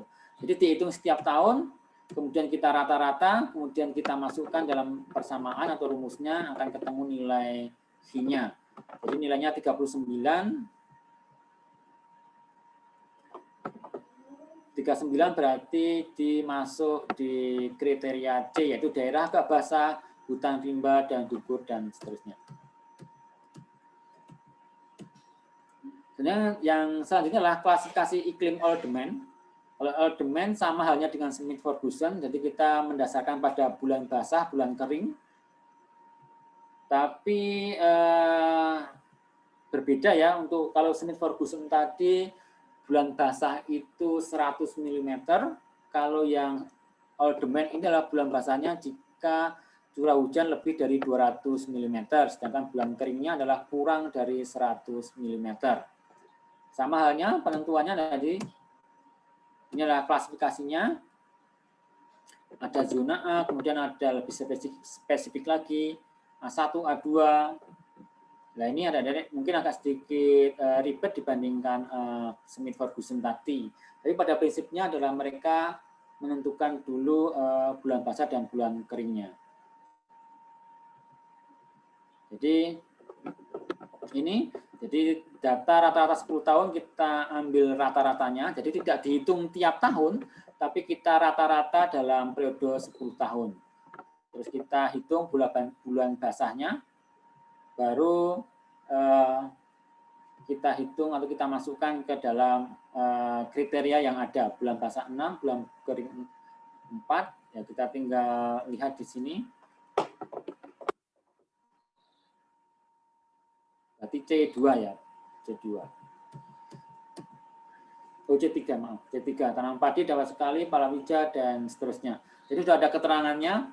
Jadi dengan all demand ini kita bisa mengetahui suatu wilayah itu cocoknya berapa kali menanam tanaman padi dalam 1 tahun, ataupun berapa kali harus menanam tembakau, palawija, semacam itu.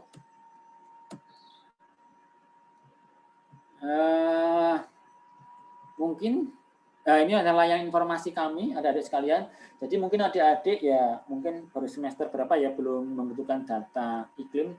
Tapi kalau misalnya adik-adik nanti membutuhkan data iklim di wilayah khususnya wilayah Yogyakarta ya, nanti bisa menghubungi lewat email kami di staklim.jogja@gmail.com. Jadi tidak perlu datang ke kantor kami, cukup berkirim surat melalui email, nanti kita akan balas dan kemudian kita akan memberikan syarat-syaratnya, yaitu proposal dari kampus, kemudian nanti akan harus mengisi form permohonan dari kami yang harus ditandatangani dengan materai, atau nanti bisa menelpon kami ke ini 2880151. Misalnya teman-teman rekan-rekan semua membutuhkan data iklim di wilayah DIY.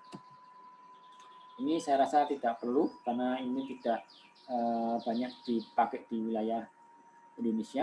Ini adalah berdasarkan kalau ini berdasarkan suhu ya, ada sekalian, Junhun, ketinggian tempat dan mengaitkan dengan karena tadi ketinggian akan berpengaruh terhadap ketinggian.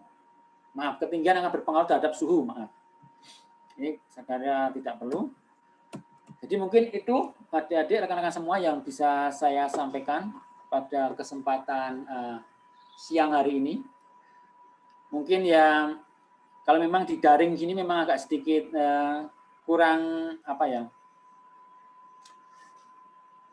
kurang hidup ya, karena memang ini menjadi dominasi saya, jadi saya cuma ngomong, saya tidak ada interaksi ya, kecuali kalau tatap muka mungkin kita bisa saling berinteraksi.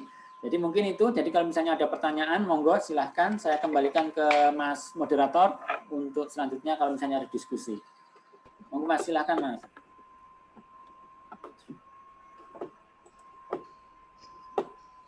Ya, dari. Saya yang memimpin diskusi ini.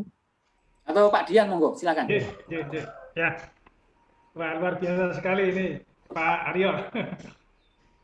Tadi dikatakan Pak Aryo tidak punya basic pertanian, tapi dalam menjelaskan pertanian malah bagus sekali.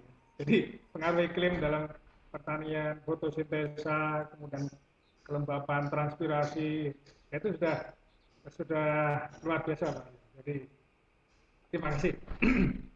Jadi Pak Arya ini kalau menjelaskan secara fisik di kantor bertatap muka dengan para mahasiswa itu biasanya pakai jalan-jalan, berinteraksi, tapi karena ini daring ya, ya ini one way traffic, jadi hanya satu arah, tetapi tidak menutup kemungkinan untuk adik-adik bertanya apa yang tadi dijelaskan ya. Jadi kaitannya antara elemen-elemen iklim ya, dengan bidang pertanian, ya, utamanya tentang matahari, sinar matahari, kemudian suhu, kemudian curah hujan, itu sangat berpengaruh dalam aspek pertanian. Gitu. Nah, jadi ini sangat penting sekali. Kemudian ada lagi tadi dijelaskan tentang dasarian, ya. Tentang dasarian, ya, barangkali adik-adik belum paham. Kemudian juga tadi tentang tipe hujan monsun, ya, ekuator dan lokal, ya, di mana kalau di Jawa itu banyak dipengaruhi oleh tipe monsun, kemudian di Kalimantan Sumatera yaitu tipe ekuator, ya, sehingga di sana banyak ditanam kelapa sawit, ya ini kaitannya dengan iklim ini, ya kan, kelapa sawit di Sumatera dan Kalimantan. Kemudian di Papua kaitannya dengan dipengaruhi oleh tipe lokal, ya kan. Nah ini pengaruh apa mungkin nanti yang bisa ditanyakan.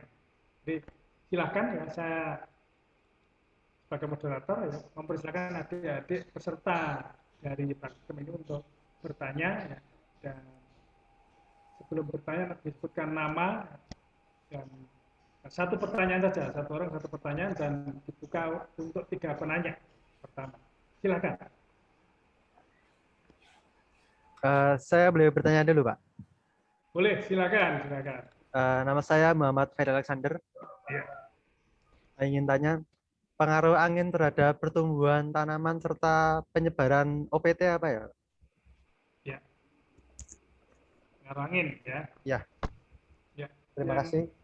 Yang lain?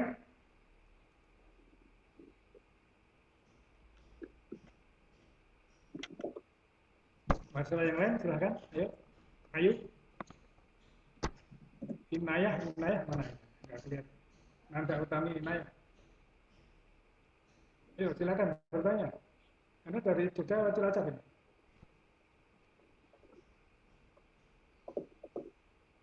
Ya silakan. Ayo. Kalau belum ada satu dulu ya, Pak Arya. Jadi ini Saudara Ferry menanyakan tentang pengaruh angin terhadap pertumbuhan dan OPT. Monggo, Pak Arya. Ini Pak Arya ya, baik. Pertanyaan ini. Baik, terima kasih Pak Dian. Ya, sebenarnya bisa saya sampaikan, saya basicnya bukan pertanian, jadi saya jawabnya ya mungkin yang umum-umum aja ya, yang saya tahu ya. Memang, ya kalau angin memang sebagai contoh, misalnya para petani kalau mau menyemprot tanaman itu ya, kalau pas musim angin ya perlu diperhatikan lah waktu-waktu kapan angin itu bertiup kencang, karena kan biasanya kan angin itu kalau misalnya pagi itu kan belum terlalu kencang dibandingkan kalau agak siang. Kalau misalnya nyemprotnya pas anginnya kencang kan semprotannya kemana-mana, jadi tidak bisa mengenal terhadap sasaran lah, itu gampangnya seperti itu. Ataupun juga angin juga bisa menyebabkan berpengaruh terhadap penyerbukan semacam itu. Kemudian penyebaran OPT misalnya, kayak kalau nggak salah di Sumba itu misalnya pas ada angin tertentu kan ada belalang itu. Ya, itu kan juga terbantu oleh adanya dorongan angin. Jadi harusnya kalau tidak ada angin, misalnya belalang itu hanya mencakup luasan yang kecil, tapi adanya dorongan angin maka dia lebih memiliki kemampuan untuk menyebar lebih luas. Nah itu mungkin salah satu atau beberapa bagaimana pengaruh angin tersebut terhadap dunia pertanian semacam itu. Ya itu cuma pengetahuan umum ya yang saya tahu, kan. Secara lebih detail mungkin teman-teman atau Pak Dian sebagai pemangku ilmu pertanian dan klimatologi mungkin bisa menambahkan. Mungkin itu, Mas. Ya, terima kasih Pak Arya. Jadi seperti itu bahwa angin itu memang ya cukup penting sih, walaupun tidak penting sekali. Tapi cukup penting dalam kaitannya dengan misalnya kelembapan udara, kemudian misalnya dengan evapotranspirasi, ya kan, dengan penguapan, dengan kebutuhan air, nah, kemudian juga dengan tadi upaya-upaya di dalam pengelolaan. pertanian misalnya, kapan sebaiknya waktu-waktu untuk melakukan penyemprotan. Ya. Kemudian juga penyebaran OPT. Juga gulma, jadi gulma itu sangat dipengaruhi oleh angin. Karena apa? Karena biji-biji gulma banyak yang sifatnya bisa terbang, ya kan? Jadi kalau angin besar ya, kemudian bunga gulma itu pas mekar ya, itu bisa kemana-mana gulmanya. Nah ini kaitannya dengan apa? Dengan penyebaran gulma di suatu daerah. Jadi seperti itu di Ferry ya. Yang lain, oke, silakan, ayo. Itu Pak ada yang di chat, Saudara Fias. Oh, Oke, yang dari Mbak Fias ya, saya langsung tanggapi ya Pak Fian. Jadi Mbak Fian, Assalamualaikum, Fias. Ingin bertanya apa saja tanda-tanda alam dan bagaimana arah angin ketika akan memasuki musim penghujan? Apakah bisa diprediksi sendiri secara visual atau harus ada alatnya? Nah, jadi sebenarnya kalau kita nggak tahu ya kalau di luar Jawa ya, mungkin di luar Jawa juga mungkin ada. Di Jawa itu kan ada namanya Prananta Mongso. Prananta Mongso itu adalah hasil pengamatan visual atau tanda-tanda alam yang diamati oleh leluhur kita lah, turun-temurun. Misalnya kalau misalnya mau musim kemarau itu bunyi garengpung, nah itu sebagai tanda-tanda alam akan memasuki musim kemarau. Nah, kalau BMKG memang biasanya untuk memprediksi itu kan menggunakan data pengukuran yang ada, tidak misalnya menggunakan tanda-tanda alam yang di luar ranah kami, misalnya apakah bunyi garempung itu ya di kami tidak masuk kriteria untuk sebagai dasar dalam menentukan misalnya akan musim kemarau atau musim penghujan. Jadi dasar misalnya kita melihat pola angin. Nah, ini disebutkan apakah kita bisa menentukan arah angin itu dengan visual ya. Ya sebenarnya kalau di kami untuk menentukan arah angin itu bukan arah angin permukaan adik-adik sekalian. Karena kalau arah angin permukaan itu tidak akan tidak akan matching. Jadi pas musim penghujan bisa jadi di suatu wilayah anginnya dari timur. Karena memang anginnya adalah yang dipakai adalah angin permukaan. Sedangkan angin permukaan itu kan sangat dipengaruhi oleh bangunan, dipengaruhi oleh pepohonan. Jadi kalau misalnya ada angin nanti menabrak pohon atau menabrak gedung, maka dia akan berbelok. Nanti nabrak gedung lagi, berbelok lagi. Jadi kalau menentukan musim memang di kami menggunakan parameter angin, tapi angin yang dipakai adalah angin ketinggian 850 milibar. Jadi angin lebih tinggi lah, anginnya tinggi, bukan angin di permukaan tanah, tidak seperti itu. Karena dengan angin 850 milibar itu asumsinya tidak ada hambatan. Jadi kalau misalnya pas angin timuran ya boleh dikatakan kita memasuki musim kemarau. Memang sebelum memasuki musim kemarau atau musim penghujan itu kan biasanya ada masa-masa pancaroba.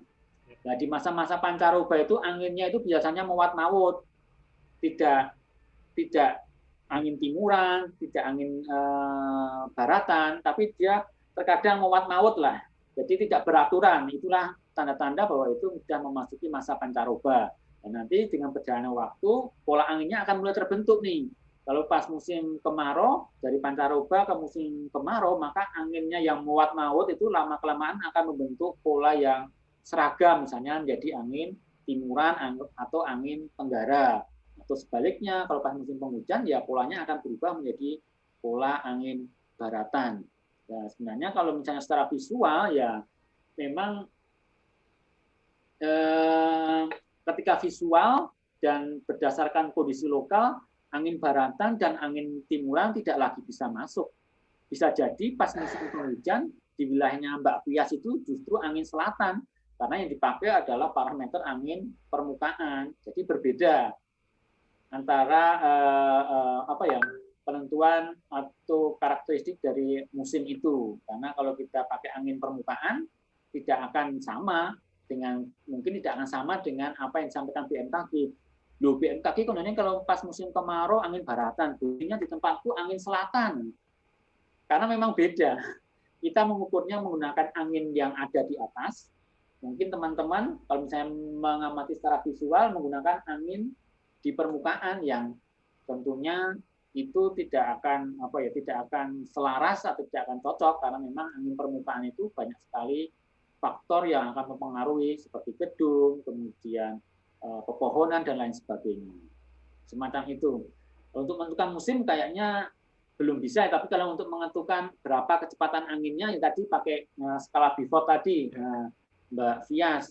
Oh kira-kira angin yang bertiup itu kencang atau lemah atau kalem itu bisa melihat dari tanda-tanda yang ada di sekitar kita, misalnya apakah bendera itu berkibar atau tidak, kemudian asap terobong itu apakah dia tegak ke atas atau dia condong. Nah, itu ada kriterianya tadi di di skala Beaufort tadi. Jadi itu Mbak Fias. Ya, Mas Arya. Terima kasih. Itu jadi Fias itu dari mana tuh? Fias itu asalnya dari mana? Dari Bantul itu, Pak. Oh, di Bantul. Jadi Jogja ya? Iya. Ya, saya kira kenal dengan yang namanya Garingpung ya. Ya harusnya kenal, Pak. Ya, nah, Garingpung itu kan sebagai salah satu indikator ya, untuk Pranoto Mongso gitu. Jadi kalau Garingpung bunyi ngoer-ngoer gitu, itu biasanya awal musim kemarau akan mulai gitu. Tetapi akhir-akhir ini Garingpung tuh banyak yang kecilek gitu kan. Itu Maria ya. Ya, jadi mungkin ini kayak perubahan iklim ya, yang menyebabkan biologi itu juga berubah gitu. Nah, jadi sudah bunyi kuar-kuar, Garingpungnya tahu-tahu besok hujan gitu. Jadi dia basah kuyup lagi ya, jadi nggak bisa bunyi lagi kan gitu.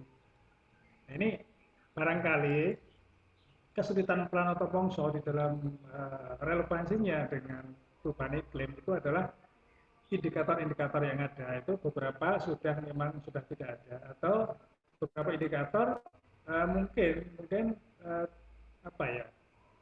sulit menyesuaikan kondisi-kondisi yang berubah ini gitu. Ini yang menyulitkan. Nah, kalau ingin dikaji lagi ya saya kira alam itu tetap relevan lah gitu ya. Kalau di-match-kan dengan apapun itu relevan asal ada pengajian dan penyesuaian gitu.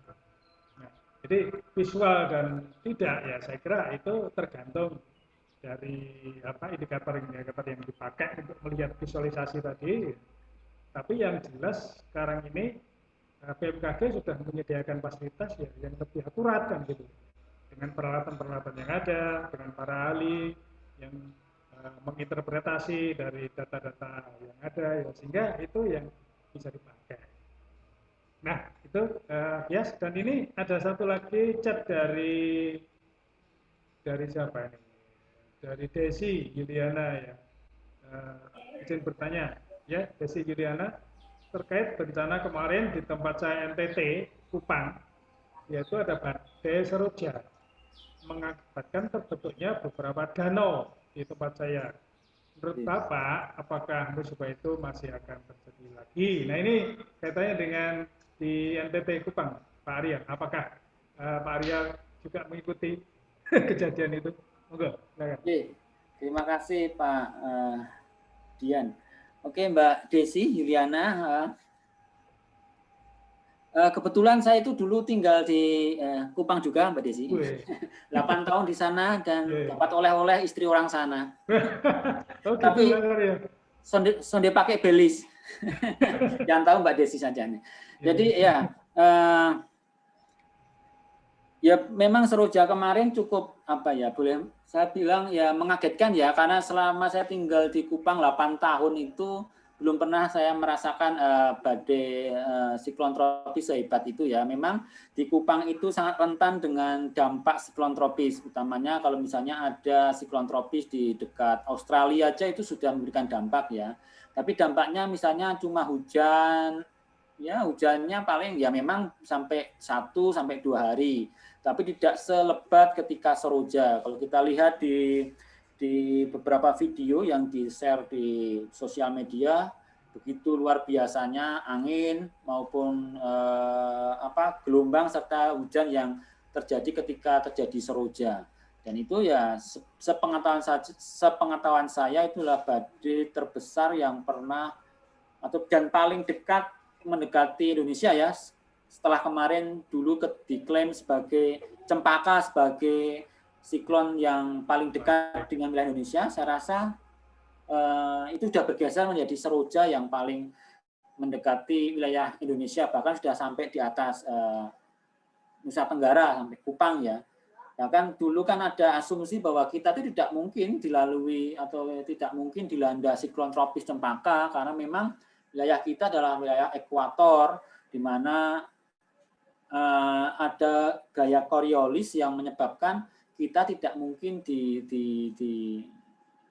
dihampiri oleh siklon tropis, tapi pada kenyataannya kita seroja itu justru di atas NTT ya. Ya memang mungkin di NTT itu kan tidak persis nol ya, jadi memang masih ada gaya yang tidak serta-merta meniadakan gaya Coriolis tersebut. Kalau gaya Coriolis itu kan harusnya sin 0, jadi sin 0 itu berarti 0 dikalikan berapapun pasti 0. Nah, ternyata di NTT itu masih sin 0, berapa lah, itu masih ada nilainya. Jadi mungkin kenapa masih memungkinkan wilayah NTT itu masih bisa dilanda oleh siklon tropis. Nah, apakah ke depan masih berpeluang terjadi? Saya rasa masih berpeluang, tapi kembali lagi ini kan bukan prediksi ya. Ini bukan prediksi, nanti menimbulkan kegemparan lagi kayak kemarin yang gempa bumi yang di mana? Di Jawa Timur orang menjadi khawatir akan terjadi tsunami 8 meter atau gempa bumi megatrust. Ini adalah potensi, yaitu potensi lah segala suatu kemungkinan yang didasarkan terhadap data yang ada, histori yang ada. Ternyata NTT itu sudah pernah dilandai seroja loh. Jadi kedepannya masih berpotensi terjadi. Tapi kapan? Dan itu memang sampai saat ini kan belum ada perakiraannya, meskipun untuk siklon tropis ini kan sebenarnya bisa diprediksi ya Pak. Jadi pergerakannya itu bisa diprediksi. Nah kemarin yang saya dengar, kenapa kok masih banyak orang yang terkaget-kaget dengan siklon tropis seroja, karena pemberitaan BMKG, warning dari BMKG itu kalah tenar dengan pernikahannya Atta Halilintar gitu ya. Jadi orang tidak aware lagi, tidak perhatikan lagi dengan informasi cuaca, iklim bahwa akan terjadi seroja. Mereka lebih terpengaruh dengan pernikahannya Atta Halilintar dengan anaknya Anang itu ya. Ya mungkin ya ke depan harapannya masyarakat lebih aware lagi, lebih perhatian bahwasanya ya cuaca atau iklim itu bisa berdampak yang sangat luar biasa ya, tidak hanya nyawa tapi harta benda. Dan seperti kalau kita mengingat di tahun 2016 justru banjir tanah longsor di Purworejo itu justru terjadi di bulan Juni atau Juli, yaitu notabene adalah di musim kemarau. Nah, kenapa itu bisa terjadi? Ya nyatanya bisa terjadi karena memang di tahun 2016 itu pada waktu itu memang ada namanya dipol mood negatif, kemudian suhu muka air laut di Jawa itu juga menghangat, kemudian juga ada NGO yang memungkinkan hujan deras itu bisa terjadi dan berpotensi menyebabkan bencana. Nah, mulai ya dari situ sebenarnya kita mau bisa belajar ya, bencana itu bisa saja terjadi kapan saja. Banjir, tanah longsor itu tidak hanya terjadi pas musim penghujan, tapi pas musim kemarau pun bisa jadi, mungkin terjadi. Dan itu penyebabnya bisa kita ketahui, bisa kita prediksi. Tinggal bagaimana kita, apakah kita mau aware, mau memberikan perhatian terhadap informasi tentang cuaca atau iklim atau tidak gitu. Jadi tergantung kitanya aja sekarang ini Pak. Kita udah tahu nih, kita sebagai sekarang bukan kita kan terkenal sebagai pasar atau bukan pasar bencana ya, tapi laboratorium bencana. Karena semak banyaknya bencana kita, ya kita tahu, dan BMKG juga tahu dan selalu memberikan informasi, ya tergantung pada kitanya sendiri sebenarnya. Seberapa besar tingkat perhatian kita terhadap kondisi saat ini sebenarnya. Jadi saya tegaskan kembali Mbak Desi, potensi itu tetap ada, kapan dan di mana memang saat ini belum terdeteksi, tapi dengan berjalannya waktu mungkin misalnya ada, pasti ada peringatan dini atau perakiraan dari BMKG. Dan kemarin yang bisa selamat atau yang dapat boleh dibilang tingkat kerugiannya bisa ditekan, ini adalah sebuah kampung yang perhatian terhadap informasi cuaca dan iklim karena mereka mengikuti sekolah lapang iklim BMKG. Jadi sekolah lapang iklim BMKG itu nanti setelah sekolah lapang iklim semua anggotanya akan masuk dalam sebuah grup. Jadi setiap saat mendapatkan informasi dari BMKG dan ternyata mereka yakin ini informasi dari BMKG akan terjadi badai seroja dan mereka sudah bisa persiapan. Artinya mereka aware gitu loh. Mitigasi. Mungkin Pak gitu Pak. Gitu Mas Arya. Jadi ternyata Pak Arya ini juga ada darah dari NTT, istrinya Mas. Iya, anak saya lahir di sana satu, Pak. Oh, ya. Dan yang ingin saya tanyakan kelanjutan dari pertanyaan si Desi tadi, nama-nama badai itu kok cantik-cantik ya, ada seroja, ada cempaka ya, itu penamaan itu, ya itu bunga itu kan berarti kan jenis bunga ya. Apakah dari BMKG atau dari mana itu, Mas? Iya Pak, itu penamaannya berdasarkan, kalau di Indonesia berdasarkan bunga. Ya. Berbeda lagi mungkin dengan, jadi di BMKG itu kan ada teritorialnya, jadi kalau misalnya masuk ke teritorial BMKG, ya dia BMKG berhak untuk memberikan penamaan siklon. Nah, penamaan siklon di BMKG saat ini menggunakan nama bunga. Pernah dulu, kalau tidak salah, menggunakan penamaan tokoh pewayangan ya. Tapi karena ada masukan dari beberapa komunitas, maka dirubah menjadi nama bunga. Ya memang namanya cantik, tapi dampaknya tidak cantik ya. Sebenarnya nama-namanya sudah waiting list ya Pak. Jadi kalau misalnya sudah ada siklon tropis, ya udah nanti sudah ada langsung list yang paling pertama akan muncul. Nanti ya sudah ada waiting listnya, sudah ada sebenarnya. Sudah diurutkan. Ya, sudah ada urutannya berdasarkan abjad gitu. Ya. Gimana adik-adik, sudah cukup jelas? Atau ada satu lagi penanya, karena ini sudah jam 12 ya, supaya nanti tidak mengganggu sholatnya. Satu lagi, silakan. Tadi sepertinya si Sidik tadi, satu lagi penanya. Haidul Sidik tadi mengacungkan tangan. Oh ya, silakan. Sama si siapa tadi satunya lagi? Ya, silakan segera. Si Septian tadi juga kayak. Silakan salah satu. Ayo. Silakan.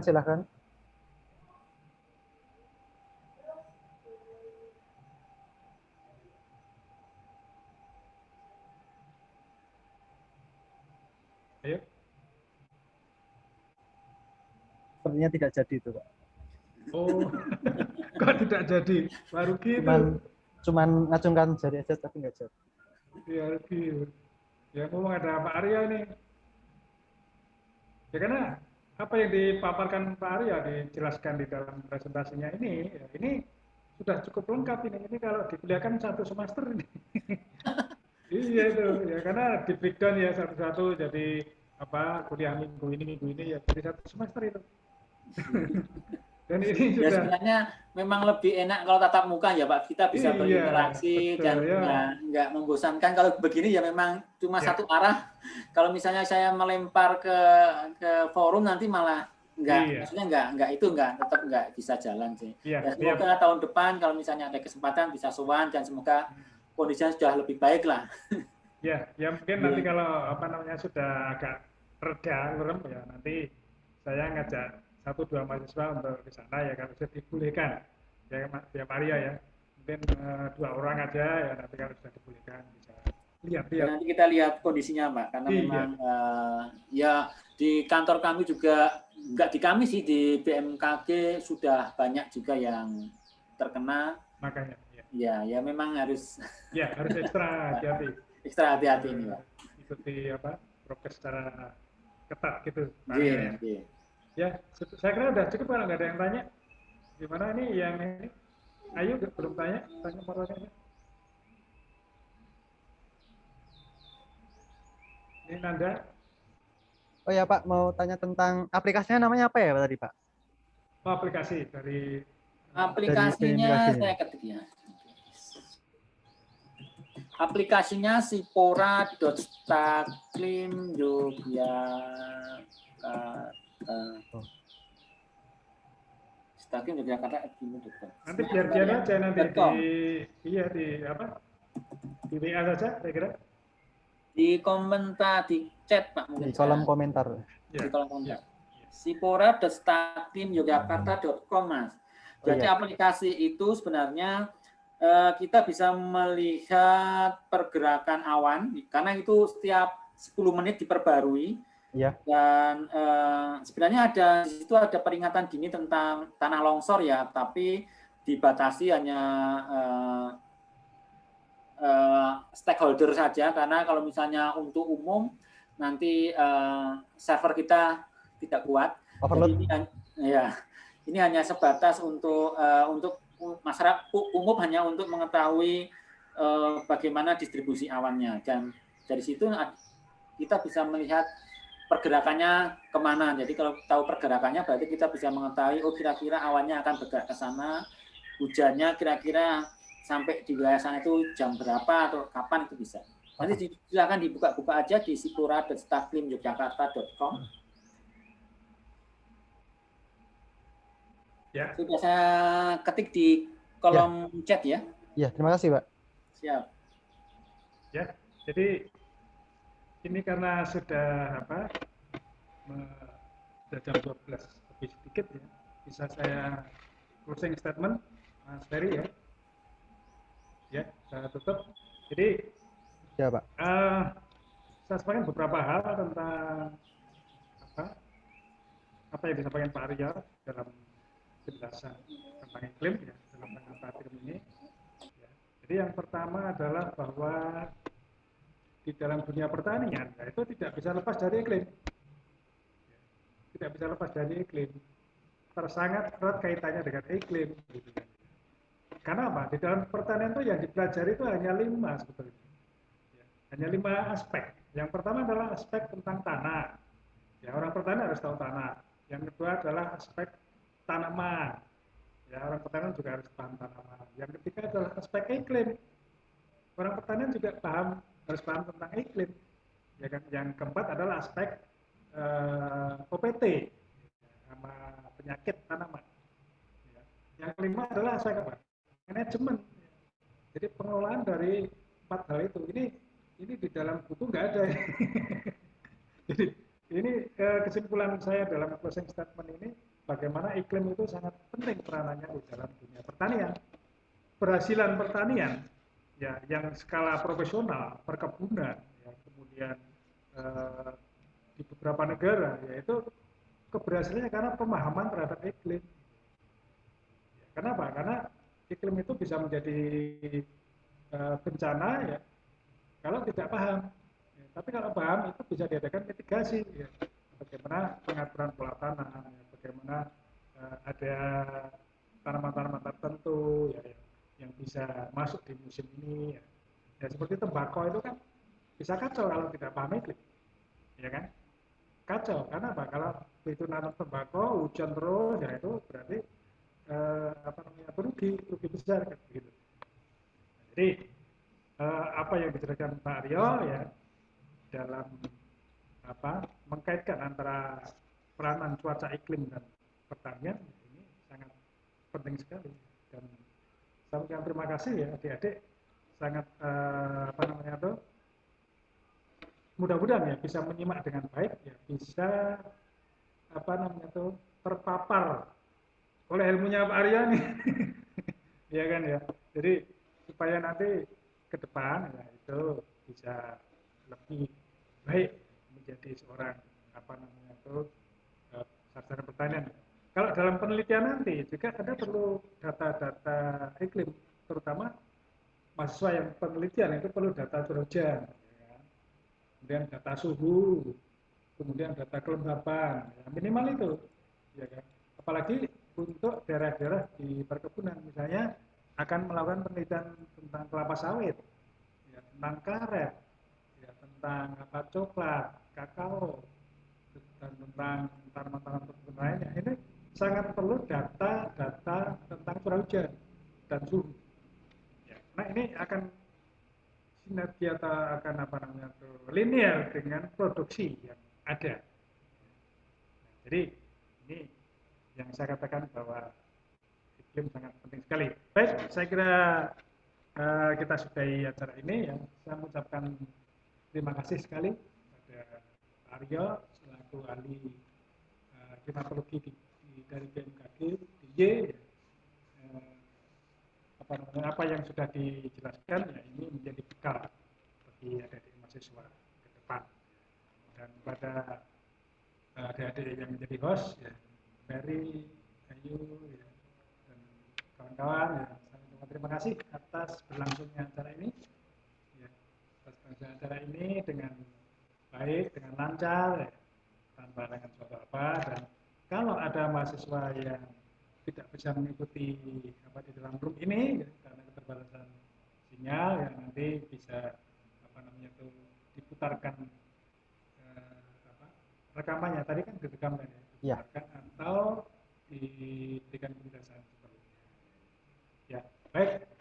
Sekali lagi terima kasih. Selamat siang, selamat sejahtera. Saya kembalikan kepada saudara Ferry.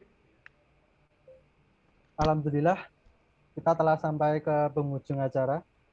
Terima kasih banyak kepada narasumber, dosen pengampu, serta peserta yang telah menyimak acara dari awal sampai akhir dan telah ikut berkontribusi dalam jalannya acara kali ini. Semoga banyak ilmu yang kita dapatkan dapat diaplikasikan untuk kehidupan sehari-hari serta bermanfaat bagi banyak orang. Saya mewakili panitia yang bertugas menyampaikan mohon maaf atas salah kata dan perbuatan yang dilakukan. Akhir kata, terima kasih. Wassalamualaikum warahmatullahi wabarakatuh. Assalamualaikum. Waalaikumsalam.